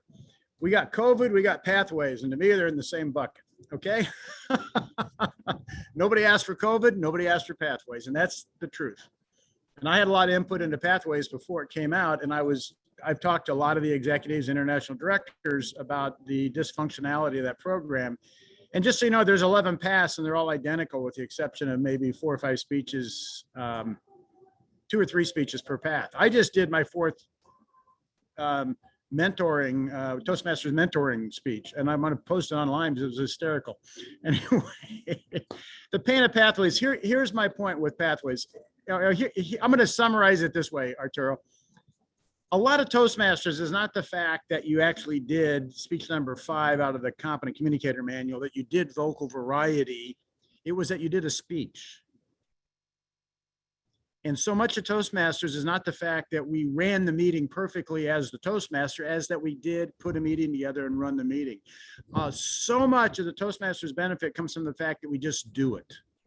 And so what I've told my members is that I don't care if you do the Pathways speech per the Pathways instructions in that speech as it is that you do the speech. Okay, because like I just had to discover my leadership skills and my communication style for the 4th time. I've done 4 levels, and 4 times I've had to discover my leader and do a speech on what my leadership style is. It's the same absolute speech. So what I'm doing is just taking that and I'm just doing the speeches I want, and then the evaluation form is the evaluation form. But I'm getting credit for that Pathways program. But the important thing with our clubs, and this is what I did. I was just telling you with I had 4 members, 4 or 5 that were, I was concerned I was going to lose them. I said, no, what's important to me is that you win with Toastmasters and you're part of the club and we need you here. That was a lot of personal communication with people. That wasn't handling something with an email. I spent 45 minutes to an hour and a half on the phone with each one of those people, convincing them to be in the club and tailoring a program using the Toastmasters program that they were enthused about wanting to do. And that's why I kept the membership where it was. So those are some of the things. And that's part of that life energy. The fact that we are human beings, we're not computers. We are emotional human beings, and we got to connect with people on a purpose-based,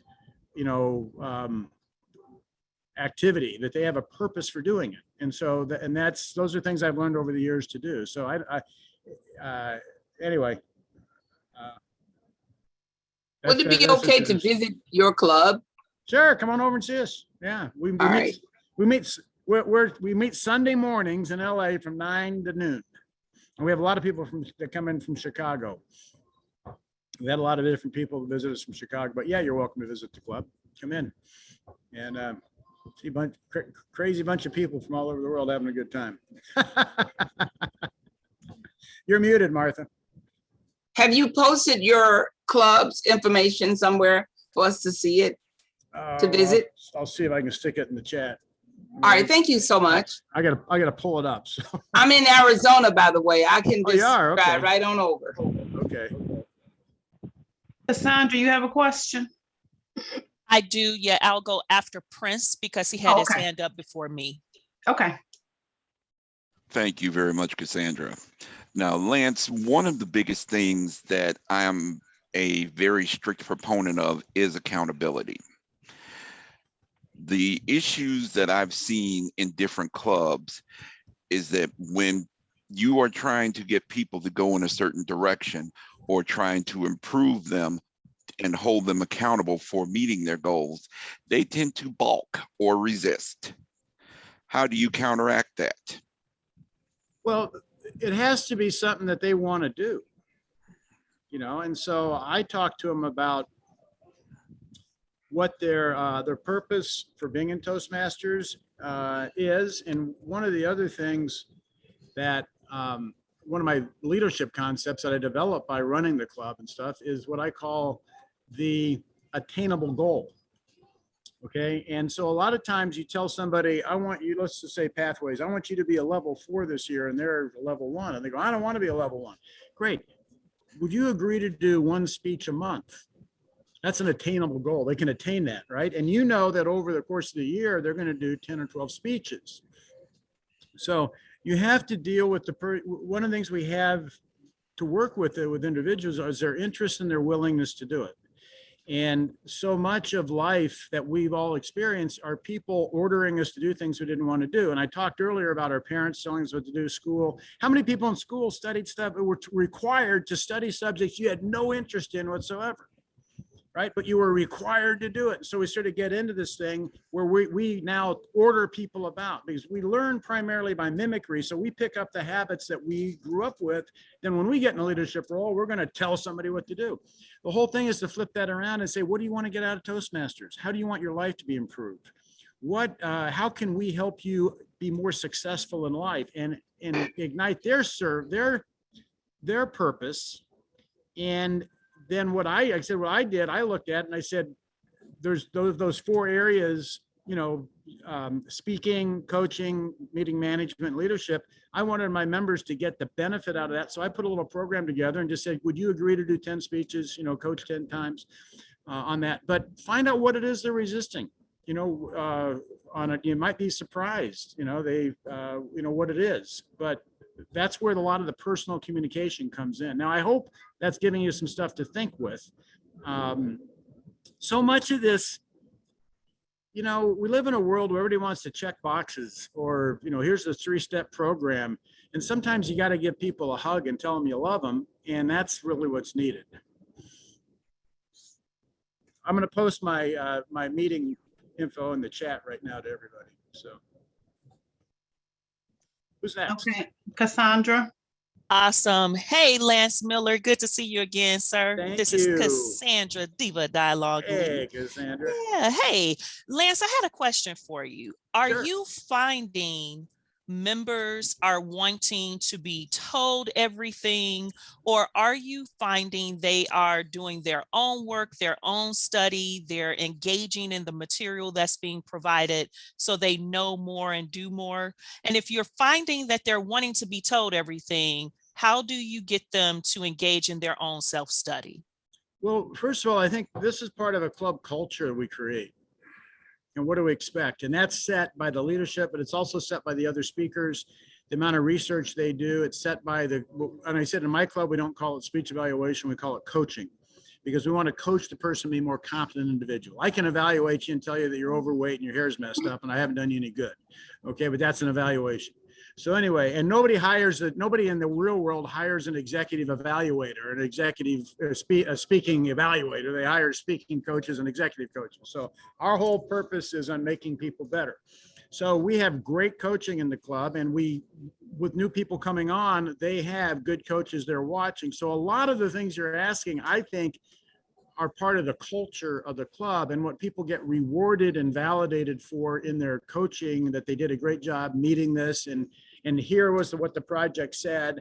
And like I told you, I'm doing some of these projects for the 4th time, and I've gone way off the reservation, and my coach says, well, it says do this, this, and this. You really didn't do that, but the speech, they tell me I didn't meet requirements, but I go, I've met those requirements 3 times before. The other thing is, what I would say is, we have a structure where when there is somebody new, like is going to come in and be the general evaluator, or they're coaching for the first time, we will talk to them. We have little write-ups we give them, so that they feel trained. They feel they have a guideline to go by. We just don't throw them out there, And so our vice president of education is very good at talking to people when they know that, like, we have a new member. Make sure we have the new. Older members don't need mentors. We want to make sure the new mentor has someone to talk to and, work them along from that standpoint. But I would encourage people, I said, I think so much of this is set by the culture in the club, and encourage people to, they do the program and they do these speeches really, they research the speeches really well, but everybody's learning at their own pace. And we have no idea what mental considerations that they have, why they feel they can't do something, but they get to discover those by just getting up and speaking every week. So I hope that gives you some It insight. does. Okay. It does. Thank you, Lance. Hey, Lance, Ivory again. Yeah. How many open houses, special events do your club put on a year, and could you name some of them? Well, we used to do 4 or 5 a year, okay, and we would have, but since it's virtual, we basically, I'll tell you some of the stuff we've done virtually, but in my whole how to promote and market a club program, we used to have 4 or 5 parties outside of Toastmasters, Halloween, Christmas, Super Bowl, things like that. We just invite friends because we want to have a party. And then the friends would get to meet everybody, and then they'd come to their Toastmasters meeting because they met everybody at the party. And we would regularly have probably 4 times, maybe 5 times a year, we would have a special event inside the club with a special speaker or showing the world championship or something, club contest, stuff like that. We would invite a lot of people into from that standpoint. And we used to have a best of Renaissance speakers in January, and we had a big, our club used to meet in this complex. It had a small theater and a big theater. We'd have the big theater with tables and chairs in it, and we'd have there's a 3-hour event. We'd have a barbershop quartet, be some guys in my club are in a barbershop quartet. It was like a vaudeville show for 2 hours. So we would do stuff like that, and people would come to experience the different speeches and stories that people had. Now, within the virtual environment, we've run some games, like, let's see how many guests we can get next week. And it's just a game. Let's see if we can get 20 guests. Well, I don't know if any of you got it, but I have a mailing list of many thousand people. I invited all 15,000 people to the club. And we had 108 guests, and everybody was overwhelmed. And I was just having fun with it. Okay. But it's just doing some fun stuff like that. But I think you can show, you can have a special event and show the top 3 speakers out of the world championship. You can have a special event on Zoom calls, how to do them properly. That's a really great educational issue right now for people to have. I think you can have a number of special events to promote on how to effectively use Zoom. People don't even know opening, body, conclusion on how to do a speech. You could do a thing on how to write a 5-minute speech, and do a special event like that. But the other thing, Ivory, that about every 2 years, we'll do a little survey with our club and say, how did you join the club? And still I think 85% of our members came on a personal invitation.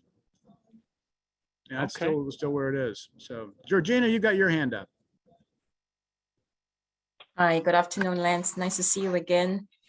One of the questions we get all the time with some of our new visitors when they come in, lately we had somebody who was interested in marketing. And he seems to me have had a misunderstanding of what Toastmasters does. So I went through the process. I gave him the information because he submitted an email to the prospective club members. I sent him the email and then he called me and he says, yeah, I got this new job and I'm looking for, some help with improving my marketing skills. And I went into this half-an-hour discussion about, I am not a marketing trainer, or I'm not offering a marketing training session. However, you can improve your marketing skills using pathways. And, I shared my screen and we did a whole lot of stuff. And that's not what he was interested in. So he had this misconception, and it didn't matter how I tried to spin it and sell it. He was not interested. He's like, oh yeah, no, this is not going to work for me. How do you try to, because I told him, I said, marketing means that you have to sell. I can help you with that. You will learn your marketing in other ways, but I can help you sell. Our club will help you. And it did not matter. And it's not only this gentleman that I spoke to this week. There are several other people. They come through just because they want to do something. We had somebody a few years ago who said, my daughter's getting married and all I want to do is just learn how to do a speech at my daughter's wedding. And he was there for 6 months and then gone. How do we get people to either get off that, Toastmasters is not going to train you on how to be the best marketing person versus how to sell your business or, do better at what you do.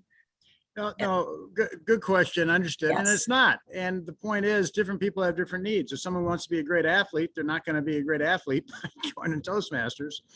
I mean, one of the things I talked to a lot of our members, and last year, just so you know, I was vice president of membership, and I think we got 14 new members in, so we had a good year last year with that. But one of the things I will sit down with them and have an hour conversation with them after the meeting, talk to them about. I said, well, tell me a little bit about your life, what's going on. But here's the whole thing I'm wanting. Is this something that looks like you'd be interested in? And if they're not interested in it, they don't want to do it. It's that simple. Just because somebody came to your meeting doesn't mean they're going to join. And I've had people say, nah, it's not really something I'm interested in. And we have time slots. We have some other requirements on the club, joining the club and things. And it's like, no, that's not something I'm interested in. And I said, look, the last thing we want are people in our club that aren't interested. Okay. So I want people who are interested in the program and they want to get the benefits from the Toastmasters Club. I mean, I had to ask 6 girls to my senior prom. Okay. There were 5 of them that weren't interested. And so I'm used to people not being interested, but from that standpoint, but I wouldn't take, Georgina, I would not take any type of a loss or frustration or feel that you're not competent. The person has to see some value in this organization, and if they're interested in it, we'll help you become part of it. If they're not interested in it, then God bless you. Go find something you're interested in and excel at that. Coretta, see your hand up. Okay, that segues into my question. Because the company that I'm currently working for, I'm interested in starting a club. So my question is, do you find that corporate clubs are more successful than the regular clubs? Because I would say the corporate clubs the individuals might have more tailored career goals. So here's my take on it. Corporate clubs are easy to start and they're easy to fail. Okay, it's a double-edged sword. You can start them easily because you've got the corporation and you've got people right there, and a lot of times their membership's paid for or something like that.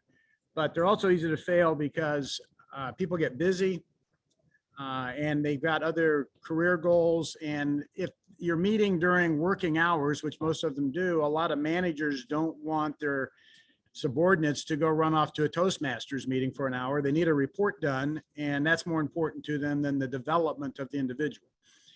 The corporate clubs I've seen that work very well is that you have a buy-in from both HR and the CEO or very high-level executives who understand the value of it and encourage the value of it from that standpoint. But I think also run properly, the Toastmasters Club can be a center for training for people not in Toastmasters.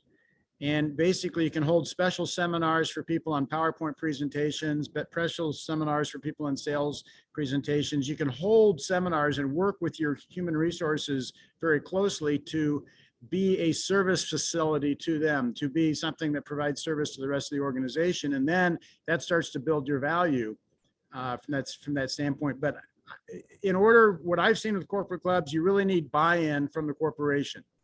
And like I said HR, which is usually in charge of training and development, and also the executive buy-in, so that when you have some middle level manager that says, no, you can't go to the stupid Toastmasters meeting, I need you to get this marketing report done.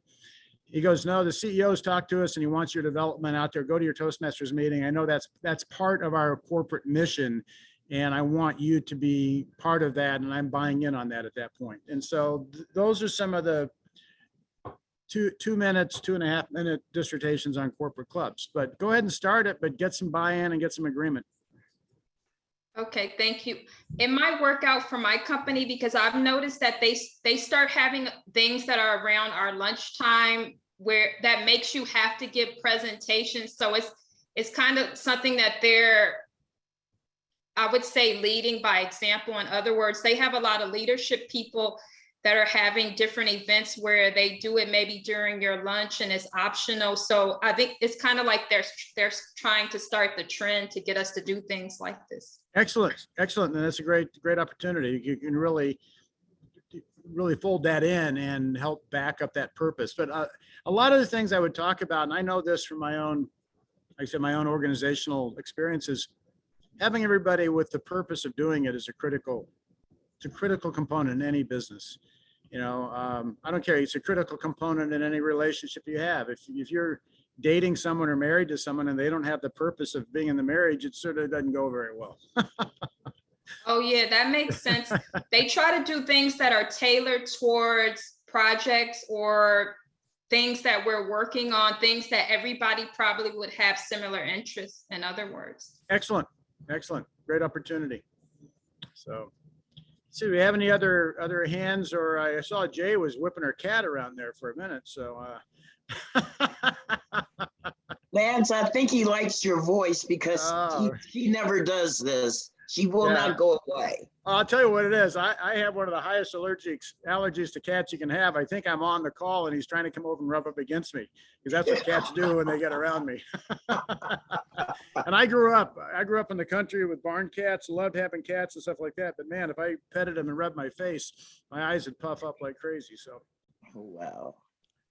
Anyway, so, yes, Samuel. Hello, Lance. This Hey, is Samuel. Samuel Brooks. I remember when you gave a presentation here maybe 3 years ago. My question is in regard to a club coach. Club coaches are assigned to struggling clubs, mainly in the areas of re-energizing the existing membership and, most importantly, supporting membership growth of a club. My question to you is, what advice would you give to an individual who has been assigned as a club coach The biggest in thing I terms would of say, their being effective as a club coach? I understand it. I've done a lot of club coach training and worked on that. The biggest thing you got to do is you've got to get those 7 to probably 15 people, or 3 to 15 people in that club. You have to get them to decide to build the club. You have to get them to own the club. You have to get them enthusiastic about seeing what they can do. And there's a thing I call the attainable goal. I mentioned that a little earlier about getting some attainable goals. That can you get 3 guests to come? Can you start your meeting on time? You start to get their enthusiasm up and their life energy being put into the club. That's the biggest thing that you got to get. You're there to sort of resuscitate the dead. And as I said earlier, that, on Toastmasters, we revive the dead. And this is part of that. You've got an organization that's near death, and you got to get the life energy, the purpose reignited in those people, that they can have a good club, and put together activities that will see that they have a future. Because the reason clubs fail is the people are sitting there and they don't see a way out. If they could go get members in tomorrow, they would go do it. But you have to show them they can do that. And there's things you can do. I would bring in, if you've got great Toastmasters or successful clubs, take your club to the successful club, or bring a member from the successful club over to speak at this club. And you know, sort of like giving in an infusion of life. You have another successful group, they come in and they infuse life and energy into this one that's not doing too well. And you know, it's like a blood transfusion for them. But the biggest thing, Samuel, I see with that is getting those people to decide to succeed with Toastmasters. And that's the fundamental they have to do. They have to decide they're going to win with it, and they're going to have a successful club. And that decision has no action precedes decision. It's just that simple. Until they decide it, it's going to be really hard to make it happen. Thank you, Lance. Lance, Martha has a question. Sure, Martha. You're muted again, Martha. Okay. Lance, listen, in all due respect to you, I know you were trying to put your information in early, and I did not see where you had the chance to do it. I'm going to yield my question time to you putting your information in, because it's important for us to visit you. Okay. Oh, you know what I did? I don't think I hit enter there. I just didn't hit enter. I clicked. Thank you so much. There we go.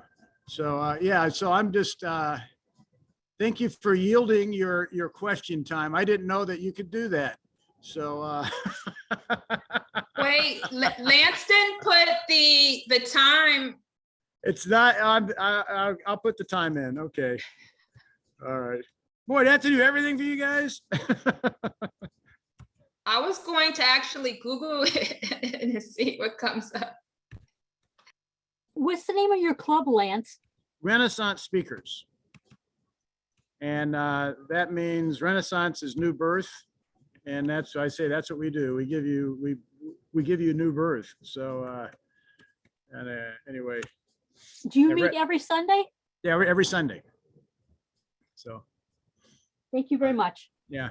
And just, we're, I mean, we're a quasi, we were formed around a church. And so we didn't have a service on Sunday morning. That's why that time was available and stuff. And so, because I've had people, especially in the Midwest and the Bible Belt, go, how can you have it Sunday morning? I said, well, technically we're, you know, sort of a church club. So don't, that was the time we all had available, was we didn't have a Sunday morning service. And so that was a great time because everybody had Sunday morning free. And what they do is they'd sleep in and get up, have an omelet, and read the newspaper. Now they get up and go to Toastmasters. So anyway, any other questions here? Yeah, Lance, I had a quick question. This is Walter Johnson. I noticed, I'm just wondering, do you look at the club like on a sales or marketing or target marketing like that? I noticed you said something about you do tracking. So response rates, contact prospects, you evaluate all those different things, you know, how many, what kind of marketing you do, what kind of response, and you analyze all that? We watch that. It's been tricky with having effective marketing.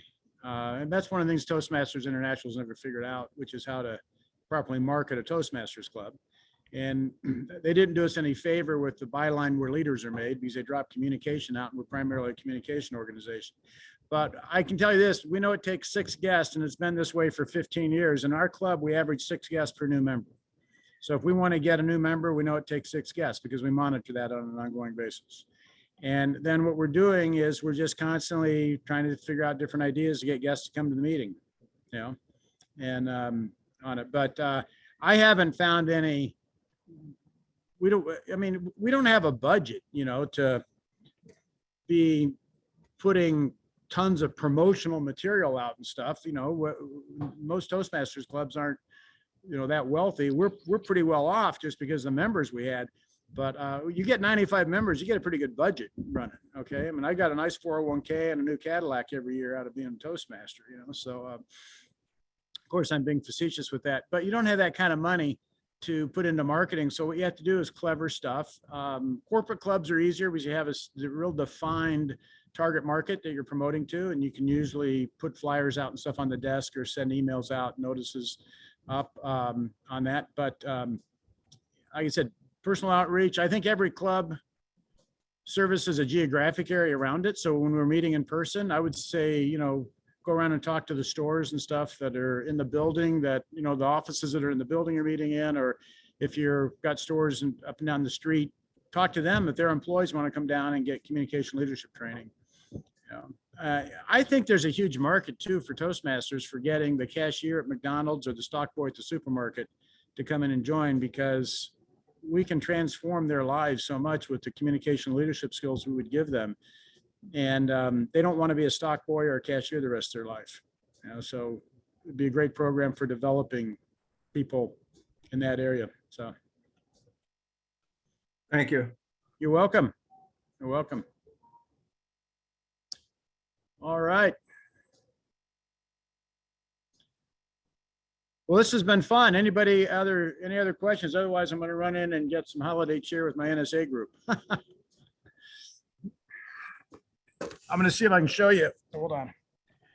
Let's see if you can see that. I don't know if you can see downtown LA back there or not on me, but I got a beautiful shot. I'm out on a balcony. Too much sunshine. Yeah, too much sunshine out there. So. I know, Ivory. Yes, Lance, too much sunshine. We did see that sunshine. I'm sorry to ruin it for you, but we got sunshine out here, guys. Trees. I like the palm trees that are there when I visited. Yeah, exactly. Exactly. We're dealing with cold weather and flurries. I know. I know. Thank you, Lance. Thanks, Lance, for all of the sessions and the tips and ideas that you shared with us all day. You're very welcome, and I love to stay in touch. And like I said, if you want to, I'm pretty easy on this stuff. If you want to stay in touch, go sign up for my newsletter. You'll get a couple emails a week about something I want to talk about. And sometimes it's just like I'm irritated, and I'm going to talk about what I want to talk about. That's what I want to talk to you about. But I try to make them real, and I'm not trying to sell you anything. I'm just trying to let's just get some ideas flowing out there. So you guys, let's go out and change the world. We need people giving each other's hugs and warm, inviting areas where we can come in and revive people and get their purposes, get their purposes fired up, and let them know they're worth something. You know, like I said earlier, I'd like to see 3 million people in Toastmasters. You know, we got what, 7 or 8 billion on the planet. We need to teach people how to talk to each other and get along, and that's what we do. So, all right. Have a Merry Christmas, everyone. Thanks again, Lance. Bye, Lance. You're very welcome. Talk to you soon. Bye-bye now. Bye. All right. He's going to get some holiday cheer. I'm a little bit behind him. Well, we have ended this session kind of early, but if you all are agreed, let's push on. We might end up ending our TLI a little earlier. Our next presentation is going to be from Lillian Shepherd, and it's awards recognition. So that should bring about some holiday cheer, hearing about who's really been especially good this past Toastmasters year. Lil, are you on the phone? I'm on the phone. I am. Let me see that. Okay. I can share. All right. And let me move some of these controls. Ugly sweater. All righty. Are we ready, everyone? Put your recognition hands together, and I'm going to go in slideshow mode.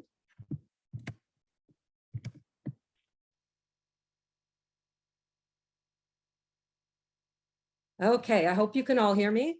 This is the official District 103 Recognition Awards. We're going to take time to look at distinguished clubs, distinguished areas, membership building, and then there's also, last but not least, choice awards for 2021 that we'll look at. All right, distinguished clubs for 2020 through 2021. Not an easy feat in light of the world we're living. So these clubs have just done a remarkable job. We're going to start with distinguished clubs that have achieved 5 to 6 goals. We've got our Harper Center Toastmasters at 5. Here, Toastmasters also achieved 5 goals. Deloitte, woohoo! Toastmasters, that's my corporate sisters that are, or brothers if they're there, that are here representing Deloitte LP, and 6 goals were achieved. Linda Morrill, Toastmasters, 6 goals.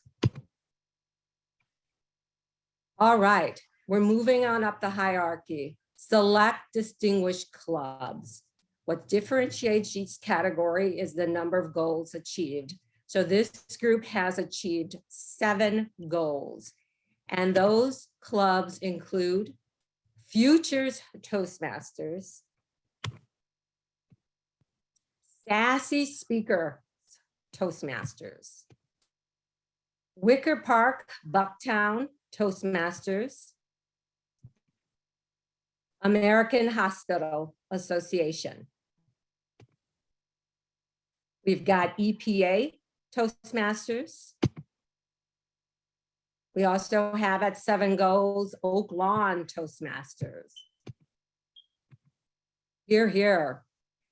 As we continue to move up the ladder, we have our President's Distinguished Clubs. Again, the differentiation is the number of goals completed and achieved. And this select group have achieved 9 of 10 goals. And so here we go. We have Blue Cross Blue Shield of Illinois, club number 2, Toastmasters. We have HHS Toastmasters. Yay. Hey, hey, Saturday Sunrise Toastmasters. Power Speakers Toastmasters. All righty. Greater Inglewood Toastmasters. We have our Whale, Wrightwood, Ashburn, Overcomers Toastmasters. Whale. Thank you there. We've got our Orland Park Toastmasters. Again, 9 goals achieved. All right, you might all want to take your mute off because now we are at President's Distinguished. These clubs have achieved all 10 goals and definitely command and deserve your recognition. We've got South Loop Speak Freaks Toastmasters. Yay. UMasters Toastmasters. Woohoo, that's us. Yeah. We have Premier Toastmasters. Hey, hey. Yay. Blue Cross Blue Shield of Illinois, club number 1, Toastmasters. Yay. Michigan Avenue Toastmasters. All right, that's us. Hey, hey. We have HUD Toastmasters. Hey. MSI Chicago Toastmasters. We have West Suburban Toastmasters. Ooh. Broadview Toastmasters. Yay! Yay. 10 years. 10 years. Or was it 11? We've got Heinz Verbal, another South Side, West Side club. Heinz Verbal Woohoo! Toastmasters. Yes, that's us. UOP Riverside Toastmasters. Woohoo. Pathfinder Toastmasters. Slow Literary Talkers Toastmasters. Yay! We've got New Faith. Woo! Yeah. So let's applaud all of the clubs.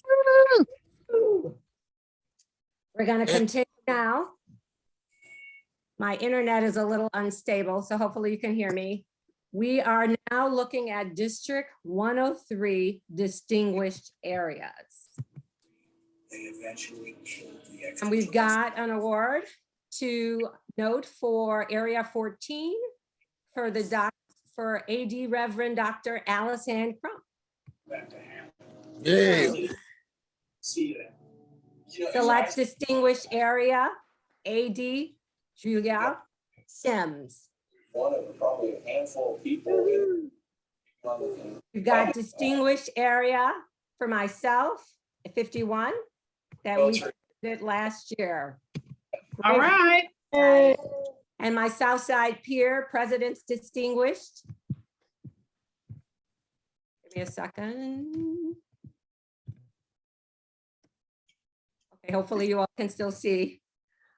We've got President's Distinguished Area 52, Sherry Hathaway. All right. Yay. Right, Patterson Air Force Base. He And handled it. fun because I got out of this. I have to stop a second. I'm sorry about that. Imagine encountering an alien and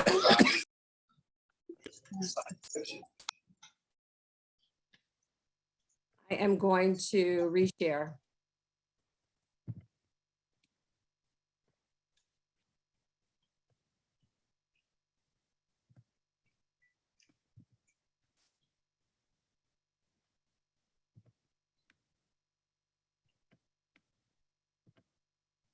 All right, we were at President's Distinguished Area 52, Sherry Holloway. Okay, these awards are now for membership building. They're awarded to clubs that have added 5 or more members. And given the year that we've had, that has been a tremendous feat. So please make sure you recognize these leaders and these clubs. For the Smedley Award, that ran through September 30th. We've got our HUD, Chicago Toastmasters, 7 new members, Lamont Toastmasters, 5, TransUnion Toastmasters, 6.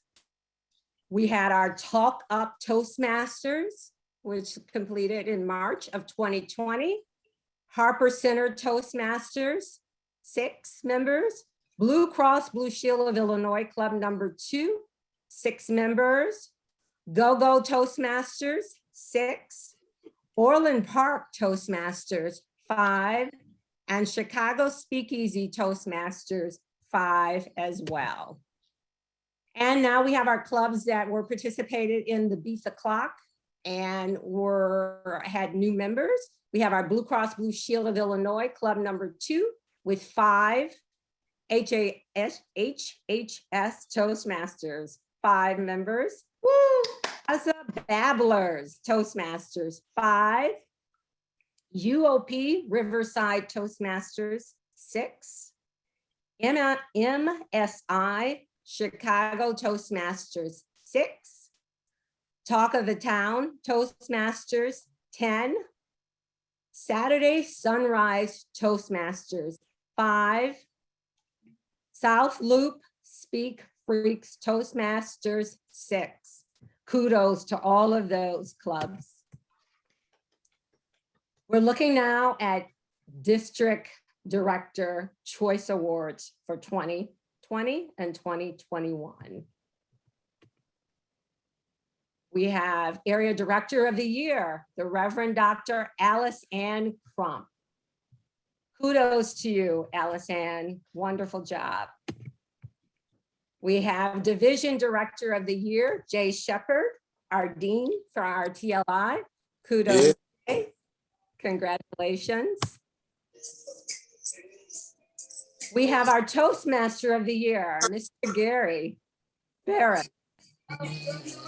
Job well done. Congratulations. And we have our past District Director, Ivory Gwynn, for District Director Choice Awards. Immediate past District Director, Joe McCartney. All righty, all awards and certificates will be mailed to each individual home. And please give everyone a well-deserved round of applause at this time. And reactions can be used on the Zoom as well. Thank you, Lillian, for a great job. Excellence achieved. Thank you all. Excellent. Let's Back to give you, one Jay. big round of applause. Yay! Woo! Yay! Yeah. Woo-hoo! And now down to the fun part. Well, you know what? The whole day's been fun. Yes, it So I has. shouldn't say we're coming down to the fun part, but we're coming down to games and raffles, which should be really upbeat. And Chelsea is going to head that, Chelsea Thomas. Chelsea, are you online? I am here. Thank you so much, Jay. Good. All right. Jay and Chelsea, can I interrupt for a moment? You Yes. sure can. Sorry about this. We've got two people on the phone. I can call out the last four numbers. The first number is the last four numbers of the first phone number is 8524 and the other is 9300. Could you please rename yourself so that you get credit for attending this training? I repeat, the phone numbers are 8524, the last four digits of the phone number, and the other one is 9300. Or even if you identify yourself, I can rename you. In fact, I've requested you to rename yourself as well.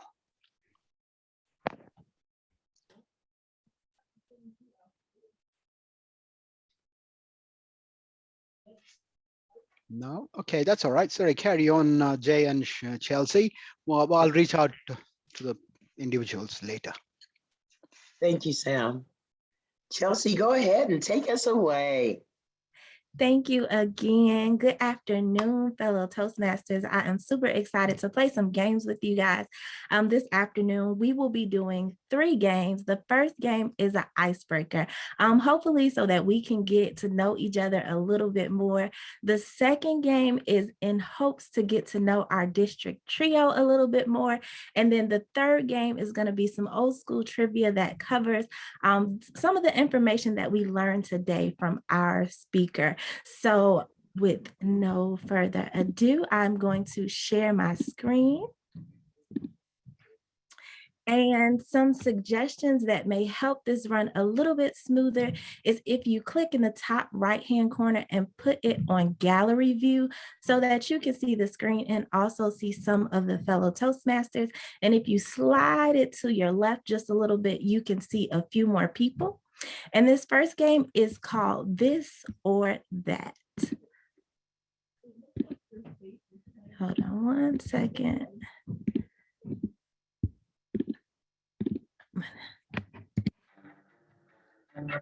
And so you can play this game 2 ways. You can use your reactions at the bottom of the screen. You can either use your thumbs up or your heart, or you can just type your answer in the chat. So the first one up is this or that. Do you like cats or do you like dogs? And so you can put your answer in the chat, or you can. All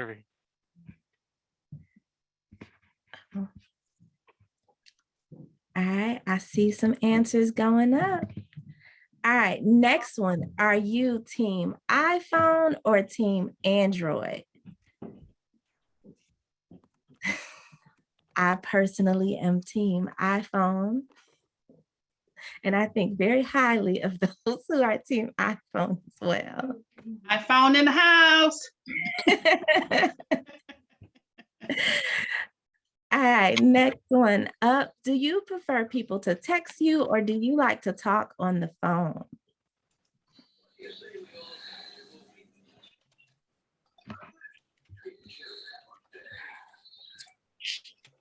I see the chat is going up.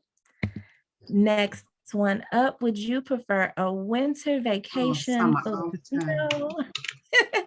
Or are you looking for summer with palm trees and sandals? I definitely could use some palm trees and beach life right about now.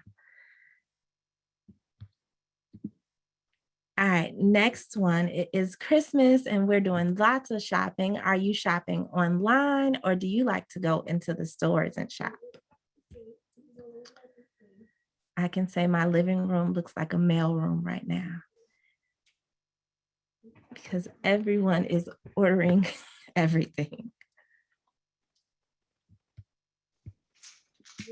All right, next one. Do you prefer to work from home or do you prefer to work in the office?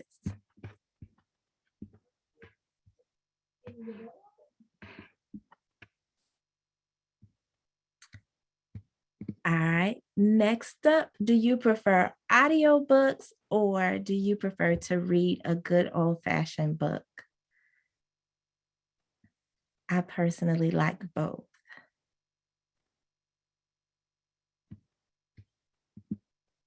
All right, next up, coffee or tea?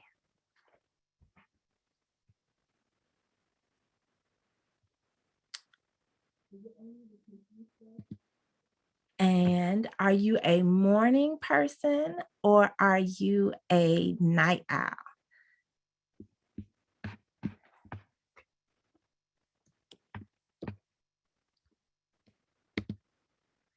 And this is our last one. Did you join Toastmasters to improve with your speaking and communication or to improve on your leadership?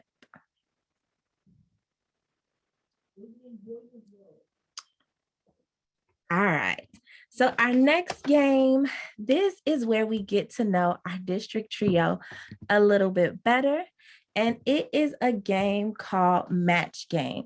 For this answer, you will be typing your answers in the chat, and your goal is to match answers with our district trio. If you are part of the district trio, you can private message me your answers if you have not already. Ivory, are you out there? Yeah, I'm here. I'm here. Greg had to step away. Can you fill in for Greg and text me your answers as the questions pop up? I was handling something. I don't know what we're doing. I'm sorry.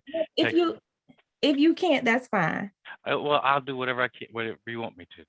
Okay, so as the questions pop up, just private message me the answer. Okay. Just tally them or No. Just text me your personal answer to the question. Oh, okay. All right. All righty. So here is our first question. A bald man complained, "My wife thinks my head is an egg. Last night she tried to blank it."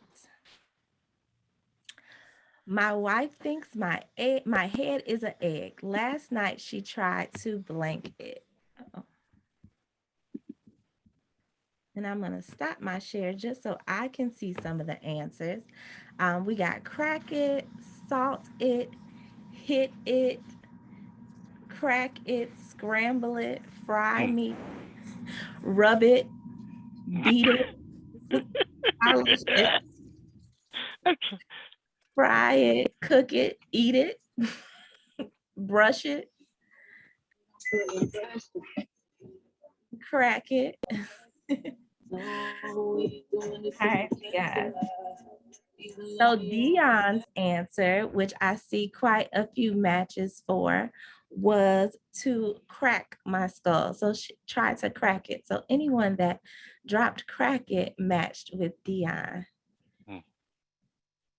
Great job. All right, so next question.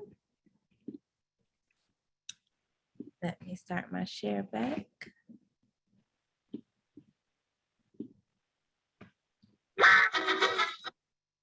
All right, dumb Dora is really dumb.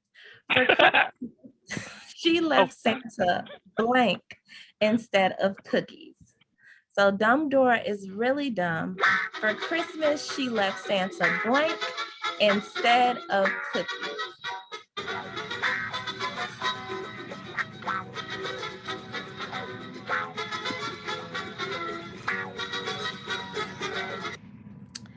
All right, let's see what answers we have here.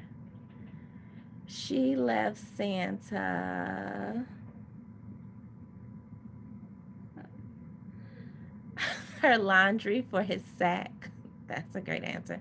Cake, coal, a purse, egg salad, coal, tacos, toys, oatmeal, carrots, a lump of coal, crackers, fish, nuts, laxatives, rocks, pennies, nothing, water, a shot of whiskey, boots, biscuits, and golf balls. Those are all funny answers. And so if you said coal, you did match with Dion. And Ivory's answer was a drink. So if you said anything about a drink, you matched with Ivory. Chauncey, are you tracking winners, or do you need me to track who's winning? I have someone tracking it for me. Okay, great. All right. Thank you, Jay. Uh-huh. All right, next question. This is actually our last match game question. And it is, the surgeon said the man I'm operating on must be a magician. When I reached in to pull out his appendix, I got a blank instead. When I reached in to pull out his appendix, I got a blank instead.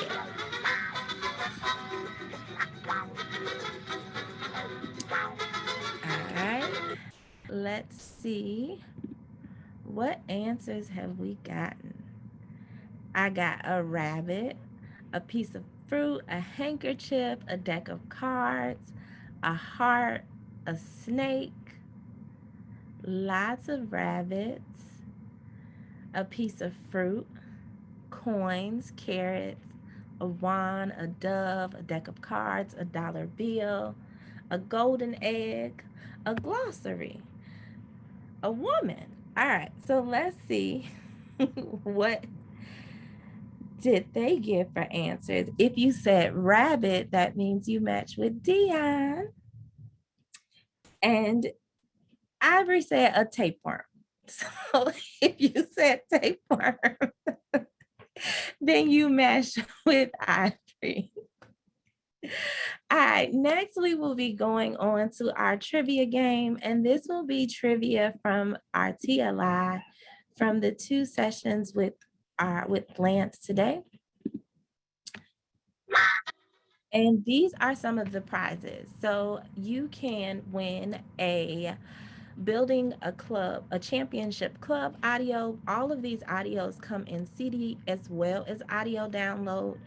You can also win the Effective Speech Evaluation or How to Promote and Market a Club. And so based on who the winner is, you can choose which one you like, and you can choose if you would like it to be an audio download or if you would like the CD. So first question.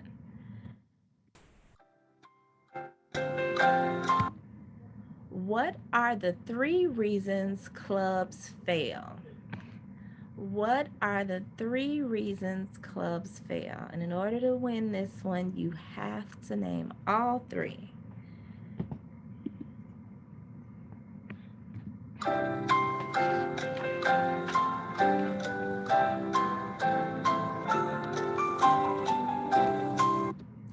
right, let's see.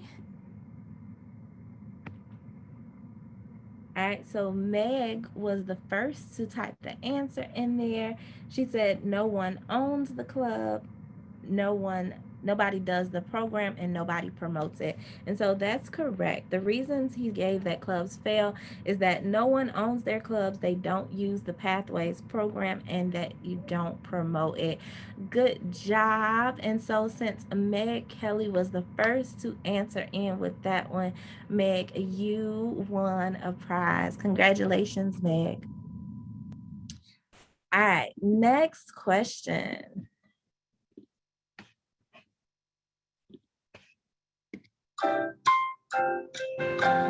The things most members struggle with in blank are also the things most members struggle with in blank. So can you give me the 2 answers for that blank?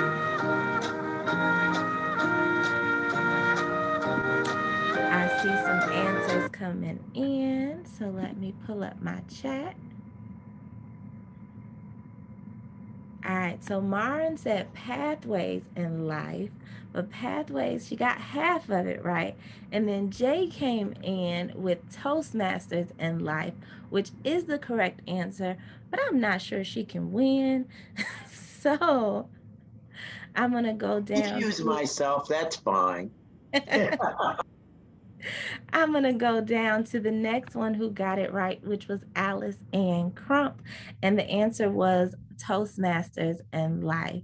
And so to reiterate the question, and the response was the things most members struggle with in Toastmasters are also the things most members struggle with in life. All right, congratulations, Alice Ann. Next question. Who is responsible for the success of the club? Lan shared that it was 2 kind of people or people's responsibility. Who were those 2?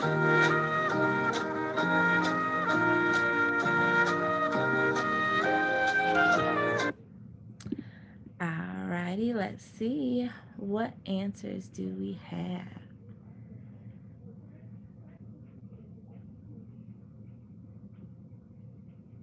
All right, so he said life. We got life and, oh no, those were the last questions. Every member, members, you, everyone in the club, every member, everyone, all members, members and officers. These are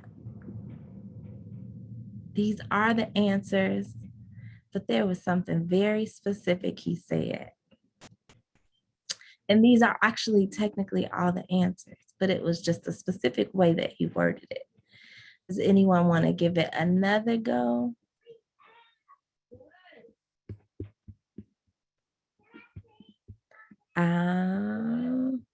If not, I'm going to, here, let's see, come back to, hold on one second.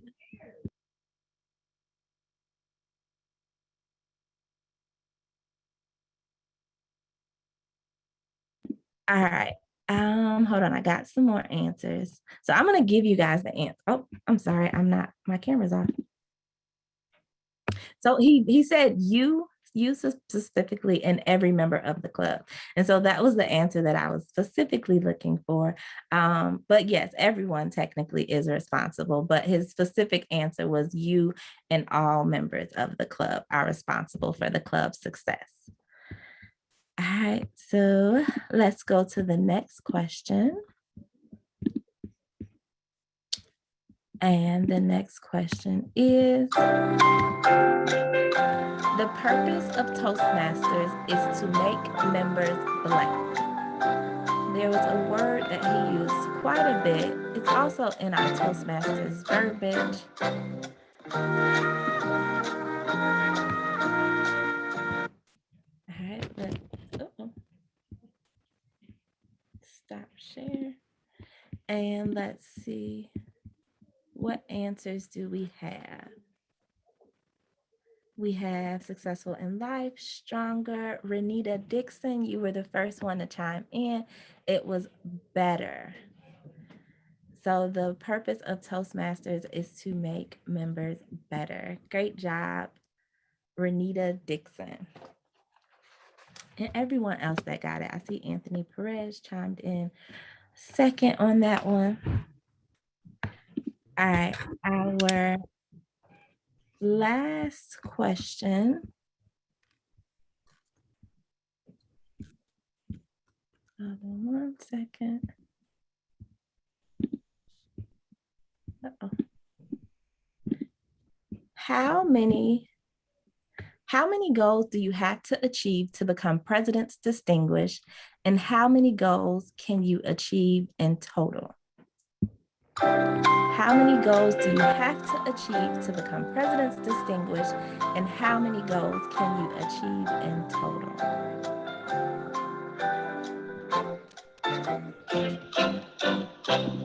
All right, let's see. All right, so we got 10, 5, 10. All right, so Marlon was the first one to get it right. In order to become President's Distinguished, you have to have 9, and the most that you can achieve is 10. However, I believe Maren already won one. Is that right? Oh, no, she didn't. Not quite. No. All right, Maren, I just know you're a winner. So, Maren, that one goes to you. Congratulations. Thank you. You're welcome. All right, and so I'm going to show those prizes again, and you guys can let me know which one you would like. And then I also would like to announce the winner of match game.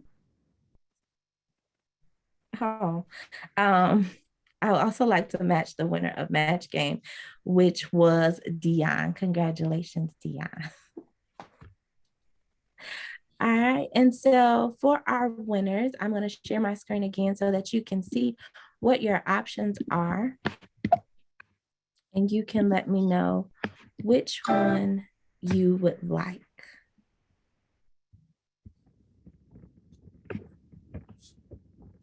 All right, so for our winners, which one of these would you like?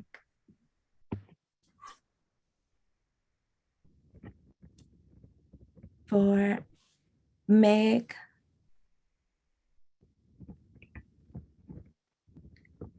Kelly, are you sharing it with me in the chat? I think you guys are. So I'm going to take it from the chat. Thank you guys so much for participating and playing games with us. I am going to give it back to Jay. Thank you again. Thank you, Chelsea. That was fun. You're We welcome. are now headed towards the end of the TLI. Again, I want to thank each of you for coming and for participating, because we get the most out of Toastmasters, as we all know, when we participate. So I really think this was a good Winter TLI. Before I go, though, I'd like to turn it over to our trio, which is Greg Thompson, Dion Legan, and Sam Sukumar to add their ending notes to us. I believe that Greg had to step away. But I do want to take this opportunity once again to thank you all for taking the majority hours of your Saturday to invest in yourselves, to listen to Lance. And I hope that the words that he shared with us were words that you can definitely put into action. I want to thank all of our facilitators who did the educational sessions, as well as those that were not necessarily planning to do our officers training. Thank you so very much for filling in at the last minute. So I thank you all again for participating, as Jay had said, in our different discussions. I know we had a very good, lively discussion in our VP of E, and I am assuming that happened with the other officers training. So Sam, I'm going to give it over to you.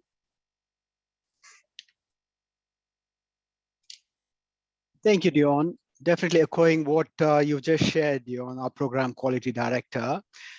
The very fact that you all are still here tells us volumes of your engagement and commitment towards your learning, supporting your members, and the pride you take in being a Toastmaster.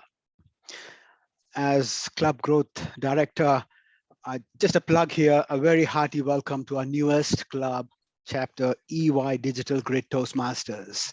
They got chartered on the 16th of November. And we've got a few more clubs coming up, which is really good news. Back to the TLI.